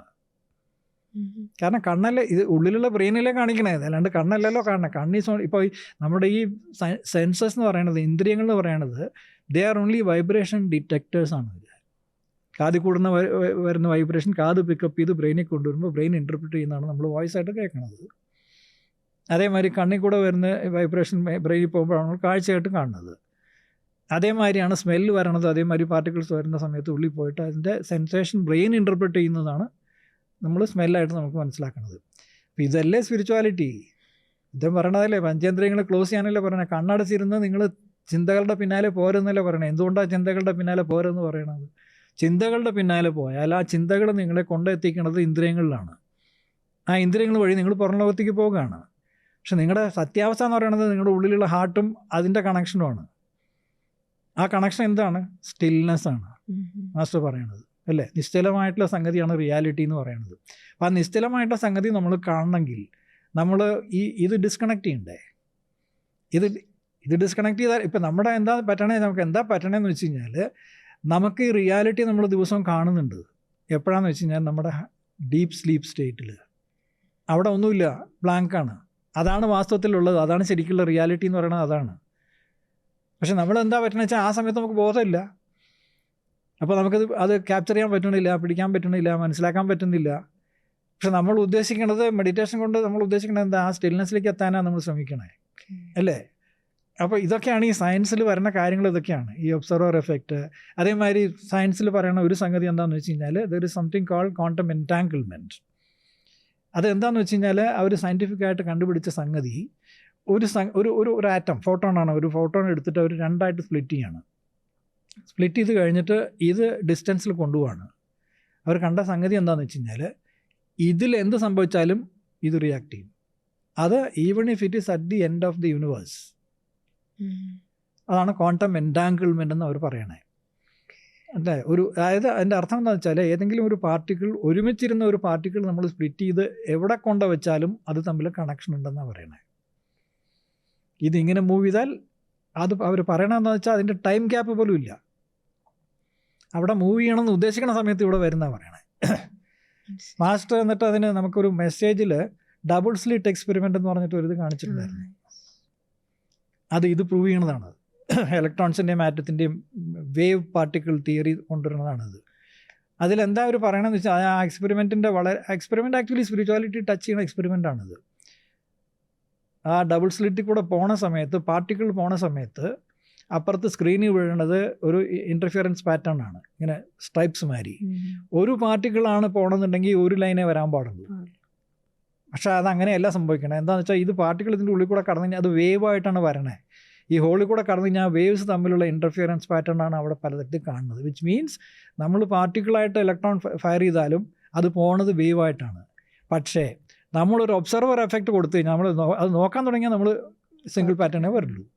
അതിലവർ കണ്ടുപിടിച്ചിരിക്കുന്ന എക്സ്പെരിമെൻ്റ് എന്താണെന്ന് വെച്ച് കഴിഞ്ഞാൽ, അത് നമ്മൾ ഇപ്പോൾ ഒബ്സർവേഷൻ എന്ന് പറയുന്നത് നമ്മൾ പോകുന്ന സമയത്ത് മുമ്പിൽ വയ്ക്കുകയാണ്, സ്ലിറ്റിൻ്റെ മുമ്പിൽ വയ്ക്കുകയാണെങ്കിൽ നമുക്ക് നേരത്തെ അത് പോകുന്നതിന് മുമ്പേ നമ്മൾ ഡിസൈഡ് ചെയ്തെന്ന് പറയാം. അതിൻ്റെ അപ്പുറത്ത് കൊണ്ട് വെച്ചാലും അത് തന്നെയായിരിക്കും എഫക്റ്റ്. അത് മാത്രമല്ല, ഈ എക്സ്പെരിമെൻ്റ് നടക്കണതല്ലാതെ ദൂരെ എവിടെയെങ്കിലും കൊണ്ട് വെച്ചാലും വേറൊരു സമയത്ത് വെച്ചാലും ഇതേ റിസൾട്ട് കിട്ടുന്ന അവർ പറയണേ. അതിനാണ് നോബൽ പ്രൈസ് കിട്ടിയിരിക്കുന്നത് 2022. അത് കണ്ടുപിടിച്ച് എക്സ്പെരിമെൻ്റ് വഴിക്ക് കണ്ടുപിടിച്ചവരുണ്ടത്. എങ്ങനെയാണെന്ന് വെച്ച് കഴിഞ്ഞാൽ അത് കണ്ടുപിടിക്കാനുള്ള ഡിറ്റക്ടർ ഇവിടെ ഉണ്ടാക്കി വെക്കാതെ നക്ഷത്രത്തിൽ നിന്ന് വരുന്ന ലൈറ്റ് എത്രയോ thousands of light years back അവിടെ നിന്ന് വരുന്ന റേ ക്യാപ്ചർ ചെയ്തിട്ട് അത് വഴിക്ക് ഡിറ്റക്ട് ചെയ്യാണ്. അപ്പോഴും ഇത് റിസൾട്ടാണ് കിട്ടുന്നത്. അപ്പോൾ അവർ പറയണത് എന്താണെന്ന് വെച്ച് കഴിഞ്ഞാൽ ഈ ഇലക്ട്രോൺ എന്ന് പറയുന്നത് it is beyond space and time. ഈ space and time is what you have created in your mind. Spirituality അല്ലേ അത്? സോ അങ്ങനെ ഒരുപാട് കാര്യങ്ങൾ അതിലുണ്ട്. ഒരുപാട് കാര്യങ്ങൾ എന്ന് പറയുമ്പോൾ, അപ്പോൾ ഇതെങ്ങനെയാ വെച്ചാൽ ഇത് വായിക്കുക മാത്രമല്ല, ഇത് വായിച്ചിട്ട് നമ്മൾ മെഡിറ്റേറ്റ് ചെയ്യുമ്പോൾ നമ്മൾ ഈ സംഗതികളൊക്കെ നമ്മൾ അനുഭവിക്കുകയാണ്. ആ സ്റ്റിൽനെസ് നമ്മൾ ഉള്ളിൽ വരുന്ന സമയത്ത് സ്റ്റിൽനെസ് നമ്മൾ അനുഭവിക്കുകയാണ് ചെയ്യുന്നത്. കാരണം നമുക്കറിയാം ഇതാണ് നമ്മൾ എത്തേണ്ട സ്ഥലം എന്നുള്ളത്. അത് അനുഭവിക്കുമ്പോൾ നമ്മുടെ മെഡിറ്റേഷൻ മാറുകയാണ്. അപ്പോഴാണ് നമ്മൾ മനസ്സിലാക്കണേ മാസ്റ്റർ എന്ന് പറയുന്നത് എന്താണ് ഇത് ചെയ്യണത്. അങ്ങനെ ഒരുപാട് കാര്യങ്ങൾ നമുക്ക് അത്ഭുതമായിട്ട് നമ്മുടെ കൺമുമ്പിലും നമ്മുടെ ഹൃദയത്തിലും തെളിഞ്ഞു വരും ഇത് ചെയ്തുകൊണ്ടിരിക്കുമ്പോൾ. ബ്രദറിൻ്റെ ഒരു പ്രത്യേകത എപ്പോഴും ഒരു പോയിസ് സ്റ്റേറ്റ് ആണെന്ന് തോന്നുന്നു. എപ്പോഴും ഒരു കാംനെസ്. അതേപോലെ കണ്ടാലും വളരെ യങ്ങാണല്ലോ ഇപ്പോഴും. അതിൻ്റെ രഹസ്യം എന്തായിരിക്കും? അതിൻ്റെ രഹസ്യം പറയാം. എല്ലാവരും ചെയ്യാനുള്ള ഒരു കാര്യമാണ്. എന്താണെന്ന് വെച്ച് കഴിഞ്ഞാൽ ഞാനിപ്പോൾ പറഞ്ഞ സംഗതിയാണ്. പോയിസ് കിട്ടണം എങ്ങനെയാ വെച്ചാൽ when you are in stillness there is no agitation. നമ്മൾ ഈ പറഞ്ഞ സംഗതി ഉണ്ടല്ലോ, ഈ സ്റ്റിൽനെസ് എന്ന് പറയുന്ന മെഡിറ്റേഷനിൽ കിട്ടണ കാര്യമില്ല. നമുക്ക് എല്ലാ സെറ്റിങ്ങിലും തരുന്നുണ്ട് അദ്ദേഹം ഈ സ്റ്റിൽനെസ് പറയണത്. പക്ഷെ നമ്മൾ കട്ട് ഓഫ് ചെയ്യാണ്. എന്താ വെച്ചാൽ നമ്മൾ ആ ഇപ്പോൾ ഞാൻ പറയാം, കണ്ണടച്ചിരുന്ന് മെഡിറ്റേറ്റ് ചെയ്തു. നമ്മൾ ചോദിക്കുകയാണ് എന്താണ് സംഭവിച്ചത് എന്ന് ചോദിച്ചാൽ ചിലർ പേജ് കണക്കിന് എഴുതും. കണ്ടതൊക്കെ കണ്ടിട്ടുണ്ടാവുള്ളിൽ ഇത് ചെയ്യണ സമയത്ത്. ചിലർ ചോദിച്ചു കഴിഞ്ഞാൽ എന്ത് പറയുന്നത് വെച്ച് കഴിഞ്ഞാൽ ആദ്യം കുറച്ച് നേരം ചിന്തകളുണ്ടാവും. അത് കഴിഞ്ഞ് പിന്നെ ഡീപ്പായിട്ട് പോയി പിന്നെ എന്താ ഉണ്ടായെന്ന് എനിക്കറിയില്ല. അബ്സോർപ്ഷൻ. ഇതല്ലേ നമ്മൾ പൊതുവെ പറയുക ഒരു സിറ്റിംഗ് കഴിഞ്ഞാൽ, അല്ലേ? ഇത് കൂടെ പറയാനില്ലല്ലോ. പക്ഷേ അതല്ല സംഗതി. ഈ അബ്സോർപ്ഷനിൽ പോണ സമയത്ത് ആക്ച്വലി സ്റ്റിൽനെസ് കണ്ടീഷനിലാണ് നമ്മൾ നിൽക്കണേ. അവിടെ നമ്മൾ കട്ട് ഓഫ് ചെയ്ത് പോകാൻ പാടില്ല. അത് നമ്മൾ അറിയണം. അതെന്താണെന്നുള്ളത് നമ്മൾ ബോധത്തോടുകൂടി ശ്രദ്ധിക്കണം. നമുക്കുള്ള പ്രശ്നം എന്താണെന്ന് വെച്ചാൽ ഈ ബോധത്തോടെ ശ്രദ്ധിക്കാൻ തുടങ്ങിയ തോട്ട്സ് വരും, അല്ലേ? അതിൽ നിന്ന് കട്ട് ഓഫ് ആവും. അപ്പോൾ നമ്മൾ തോട്ട്സിൻ്റെ പിന്നാലെ പോകും. അതിനാണ് പ്രാക്ടീസ് ചെയ്യണമെന്ന് മാസ്റ്റർ പറയണത്. കണ്ടിന്യൂസ് ആയിട്ട് പ്രാക്ടീസ് ചെയ്യണമെന്ന് പറയാനുള്ള കാരണം നമ്മൾ ക്ലീനിങ് ചെയ്ത് ഈ ചിന്തകളുടെ ലോകത്തു നിന്ന് നമ്മൾ വിടാൻ നമുക്ക് സാധിക്കണം. അങ്ങനെ സാധിക്കുകയാണെങ്കിൽ നമ്മൾ ഈ സ്റ്റിൽനെസ്സിലേക്ക് ചെല്ലും. സ്റ്റിൽനെസ്സിലേക്ക് ചെല്ലണ സമയത്ത് നമുക്ക് ആ അലേർട്ട്നെസ് ഉണ്ടെങ്കിൽ നമുക്കത് കാണാൻ സാധിക്കും, അനുഭവിക്കാൻ പറ്റും. അപ്പോൾ ഈ അലേർട്ട്നെസ് എങ്ങനെയാണ് വരിക? അപ്പം ഞാൻ ആലോചിക്കാറുണ്ട് ചിലപ്പോൾ താജിയുടെയോ ബാബുജിയുടെയോ ഒക്കെ കാര്യങ്ങൾ ആലോചിക്കുമ്പോൾ എന്തുമാത്രം ഇത്തരത്തിലുള്ള കാര്യങ്ങൾ ചെയ്യാൻ ശേഷിയുള്ള മനുഷ്യരായിരുന്നു എന്നിങ്ങനെ ആലോചിക്കും ഞാൻ. ബാബുജി എഴുതിയിരിക്കുന്ന ഒരു സംഗതിയുണ്ട് നമ്മുടെ 10 മാക്സിംസിൽ. Begin your puja with a prayer for spiritual elevation with a heart full of love and devotion. അല്ലേ? ഇവിടെ നമ്മൾ സ്ക്രീനിൽ കാണുന്നില്ലേ ലവ്, ഇതിൻ്റെ പ്രത്യേകത എന്താണെന്നുള്ളത്. Meditate with love and affection you will reach the condition ഉള്ള നിലയ്ക്ക് ഒരുപാട് കാര്യങ്ങൾ ഇതിൽ എഴുതിയിട്ടുണ്ട്. ഇവിടെ എന്താണ് ഈ സ്നേഹത്തിൻ്റെ പ്രത്യേകത? എന്താ? നമ്മൾ ധ്യാനത്തിൽ ഇരിക്കുന്ന സമയത്ത് സ്നേഹത്തോടും ഭക്തിയോടും കൂടി ഇരിക്കണം എന്നാണ് പറഞ്ഞിരിക്കണേ. എന്തിനാ? നമ്മുടെ ശ്രദ്ധ, ബോധം ഏറ്റവും ഉണർന്നിരിക്കുന്ന സന്ദർഭം നമ്മൾ സ്നേഹത്തിലിരിക്കുമ്പോഴാണ്. നമുക്കൊരു വ്യക്തിയോടോ ഒരു സബ്ജക്റ്റിനോടോ സ്നേഹം ഉണ്ടെങ്കിൽ അലേർട്ടായിരിക്കും നമ്മൾ. സ്നേഹമാണ് അലേർട്ട്നെസ് തരുന്നത്. അപ്പോൾ ആ സ്നേഹം നമ്മുടെ ഉള്ളിൽ വരുന്ന സമയത്ത് ഈ സ്റ്റിൽനെസ് വന്നാലും നമുക്ക് അലേർട്ട്നെസ് ഉണ്ടാവും, ബോധം ഉണർന്നിരിക്കും ശരിക്കും. അപ്പോഴാണ് നമ്മൾ ആക്ച്വലി മാസ്റ്റേഴ്സ് ഉദ്ദേശിക്കുന്ന ലെവലിൽ നമ്മൾ ധ്യാനം ചെയ്യാൻ തുടങ്ങുന്നത്. അപ്പോൾ ഇതൊക്കെ നമ്മൾ ഈ സയൻസും ഇതെല്ലാം കൂടെ കമ്പൈൻ ചെയ്യും. സയൻസ്, നമ്മുടെ ജീവിതം, നമ്മുടെ റിലേഷൻഷിപ്പ്, എന്ന് മാത്രമല്ല നമ്മൾ അലേർട്ടായിട്ടിരിക്കണം. ഓരോ നിമിഷവും നമ്മുടെ ഉള്ളിൽ എന്താ സംഭവിക്കണമെന്നുള്ളത് ഉണ്ടാവും. നമ്മൾ എങ്ങനെ ഫർദർ പ്രോഗ്രസ് എങ്ങനെ കൊണ്ടുവരാൻ പറ്റും എന്നുള്ളതിനെക്കുറിച്ച് ഒരു സ്ലൈഡ് ഇട്ടിട്ടുണ്ട് അവിടെ. ഓരോ നിമിഷവും നമ്മളങ്ങനെ ആ ധ്യാനത്തിൽ ആ ഒരു ചിന്തയിലിരിക്കണം എന്നാണ് പറയണേ.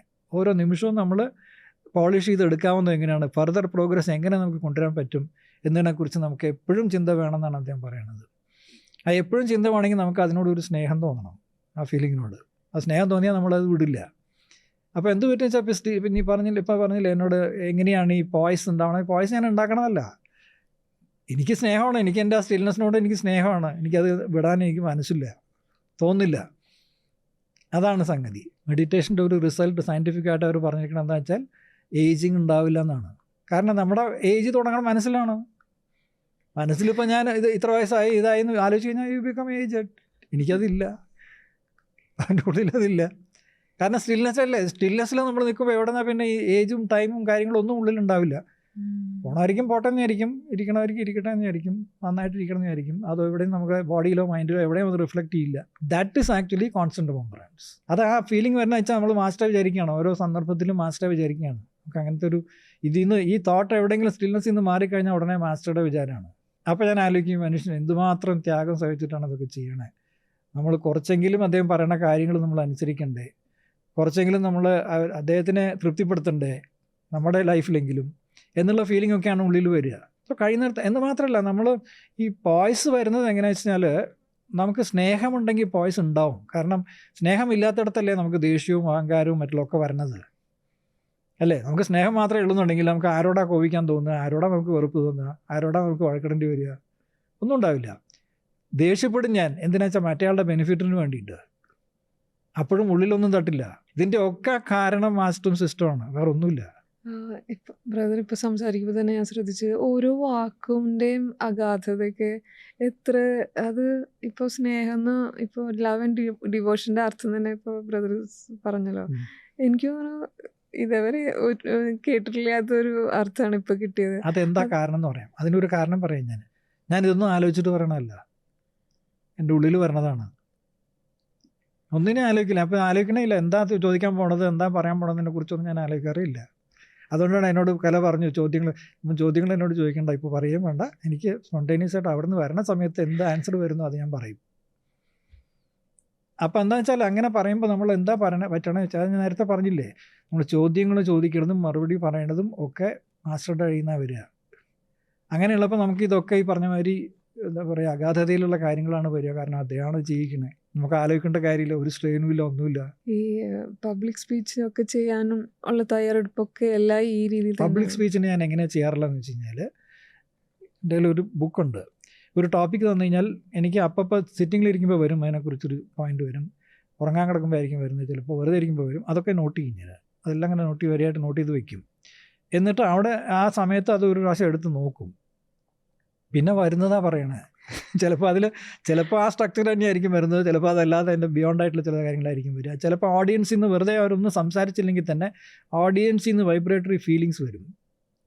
ഇവിടെ ഇതാണ് ആവശ്യം, ഇതായിരിക്കും. പിന്നെ നമ്മൾ ഓഡിയൻസിനെ നോക്കണ സമയത്ത് അവരുടെ കണ്ണിൽ നിന്ന് റിയാക്ഷൻ പിക്കപ്പ് ചെയ്യാൻ പറ്റും, അവരുടെ ചില തോട്ട്സ് പിക്കപ്പ് ചെയ്യാൻ പറ്റും. അപ്പം അങ്ങനെയൊക്കെയാണ് നമ്മൾ ചെയ്യണേ. കാരണം ഞാൻ ചോദിക്കാൻ കാരണം ഇപ്പോൾ ഞാൻ ഒരു സിസ്റ്ററോട് സംസാരിക്കുമ്പോൾ അവരിങ്ങനെ പറയായിരുന്നു, സോമകുമാർ ബ്രദറിൻ്റെ സ്പീച്ച് കേട്ടിട്ടാണ് അവർ സിറ്റിംഗ് എടുക്കാമെന്ന് തീരുമാനിച്ചതെന്നൊക്കെ. എനിക്കറിയാം, പലരും പറയാം. അത് ശരിയായിരിക്കാം കുറേയൊക്കെ. പക്ഷെ അതിൻ്റെ കാര്യം എൻ്റെ സ്പീച്ച് എന്നുള്ളതല്ല, മാസ്റ്ററുടെ ആ സമയത്ത് മാസ്റ്ററുടെ പ്രസൻസ് അവിടെ വരുന്നത് കൊണ്ടാണ് അത് നടക്കണേ. കാരണം ഞാൻ ആ ഫീലിങ്ങിലേ ഞാൻ ചെയ്യാറുള്ളൂ. മാസ്റ്റർ കൂടെ ഉണ്ട്, മാസ്റ്ററുടെ വർക്കാണ് എന്നുള്ള മട്ടിൽ ചെയ്യുന്നതാണ്. അപ്പം ഞാനവിടെ എൻ്റെ രൂപത്തിൽ ഞാൻ നിൽക്കണോണ്ട് എൻ്റെ പേര് അവർ പറയണമെന്നുള്ളൂ. പക്ഷെ വാസ്തവത്തിൽ അവർക്ക് സംഭവിച്ചിരിക്കുന്നത് മാസ്റ്ററുടെ വൈബ്രേഷൻ ഉള്ളിൽ പോകുന്നതാണ്. ഈ ഒരു സംഗതി തുടക്കത്തിലേ തന്നെ ഇങ്ങനെ ഉണ്ടായിരുന്നു എന്ന് പറയാൻ പറ്റില്ല. ഒരുപാട് കാര്യങ്ങൾ ഡെവലപ്പ് ചെയ്ത് വന്നതാണ്. എനിക്ക് പല തരത്തിലുള്ള എന്താ പറയുക ഈ ഇങ്ങനെയുള്ള സ്കില്ല് ഡെവലപ്പ് ചെയ്യാൻ വേണ്ടി പല സ്ഥലങ്ങളിലും മാസ്റ്റർ എന്നെ വിട്ടിട്ടുമുണ്ട്. പല പൊസിഷൻ, പല സംഗതികൾ, പല സാഹചര്യങ്ങൾ ഇതൊക്കെ മാസ്റ്റർ ഉണ്ടാക്കി തന്നിട്ടുള്ളതാണ്. അങ്ങനെ നോക്കുമ്പോൾ നമ്മളെ ആത്മീയമായും ഭൗതികമായിട്ടുള്ള ഒരു വളർച്ചയിൽ ഗുരുവിന്റെ പങ്ക് ഒഴിവാക്കാൻ പറ്റാത്തതാണ്. ഒഴിച്ചു മാറ്റാൻ പറ്റാത്ത പങ്കാണ് അത്. അത് ഗുരുവിൻ്റെ ഒരു സാന്നിധ്യം ഞാൻ ആലോചിക്കാറുണ്ട് പലപ്പോഴും. എൻ്റെ ലൈഫിൽ എൻ്റെ ലക്ഷ്യങ്ങൾ ഇതൊന്നും ആയിരുന്നില്ല. കാരണം ഞാൻ ഒരുപാട് ബുദ്ധിമുട്ടിയാണ് ജീവിതത്തിൽ വന്നിട്ടുള്ളത്. കുട്ടിക്കാലത്ത് ഒരുപാട് കാര്യത്തിൽ പൈസയുടെ പ്രശ്നങ്ങൾ, വേറെ ഒരുപാട് കാര്യങ്ങൾ അന്നൊക്കെ മനസ്സിലുണ്ടായിരുന്നതെന്ന് വെച്ചാൽ ഏറ്റവും പവർഫുൾ ആയിട്ടുള്ള ആളായിട്ട് വരണം, എത്ര പൈസ സമ്പാദിക്കാൻ പറ്റുമോ അത്ര സമ്പാദിക്കണം, ഇവരെയൊക്കെ അടക്കി വാഴണം എന്നുള്ളൊരു ഉദ്ദേശത്തിലാണ് ഞാനെൻ്റെ കുട്ടിക്കാലത്ത് വന്നത്. അതുമാതിരി തന്നെയായിരുന്നു സ്കൂളിലൊക്കെ ആണെങ്കിലും. ഞാൻ പറഞ്ഞില്ല, എല്ലാ കാര്യങ്ങളിലും ഫസ്റ്റ് വരണം എന്നുള്ള, തൊട്ടാ ഫസ്റ്റ് ആകണമെന്നുള്ള മട്ടിലാണ് ഞാൻ ജീവിച്ചിരുന്നത്. പക്ഷെ അതൊക്കെ മാറി ബിസിനസ്സിലൊക്കെ വന്ന സമയത്തും എനിക്ക് അങ്ങനത്തെ ദേഷ്യവും കാര്യങ്ങളൊക്കെ ഉണ്ടായിരുന്നു ആ സമയത്തും. പക്ഷെ അതൊക്കെ മാറി എന്താ പറയുക, പദപ്പെടുത്തി എടുക്കുക എന്ന് പറയുന്നത് ഈ സിസ്റ്റവും മാസ്റ്ററുമാണ്. അപ്പോഴാണ് ഇതിൻ്റെ മറ്റേ സൈഡ് ഞാൻ കാണുന്നത്. ജീവിതം എന്ന് പറയുന്നത് ഇതൊന്നും അല്ല, ഇതിൻ്റെ വേറൊരു വശമുണ്ടെന്നുള്ളത് കാണുന്നത് അങ്ങനെയാണ്.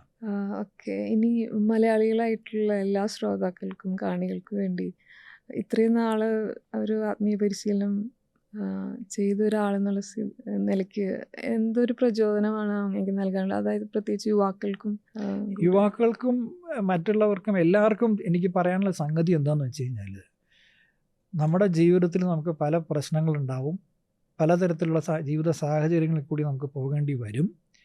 പക്ഷെ ഇതിനൊക്കെ നമ്മൾ ഇത് മനസ്സിലാക്കേണ്ട കാര്യം, ജീവിതത്തിൽ നമുക്ക് ഒരു ആധ്യാത്മിക പുരോഗതി ഉണ്ടെങ്കിൽ മാത്രമേ ജീവിതം നമുക്ക് ആസ്വദിക്കാൻ സാധിക്കൂ. ഒന്ന്.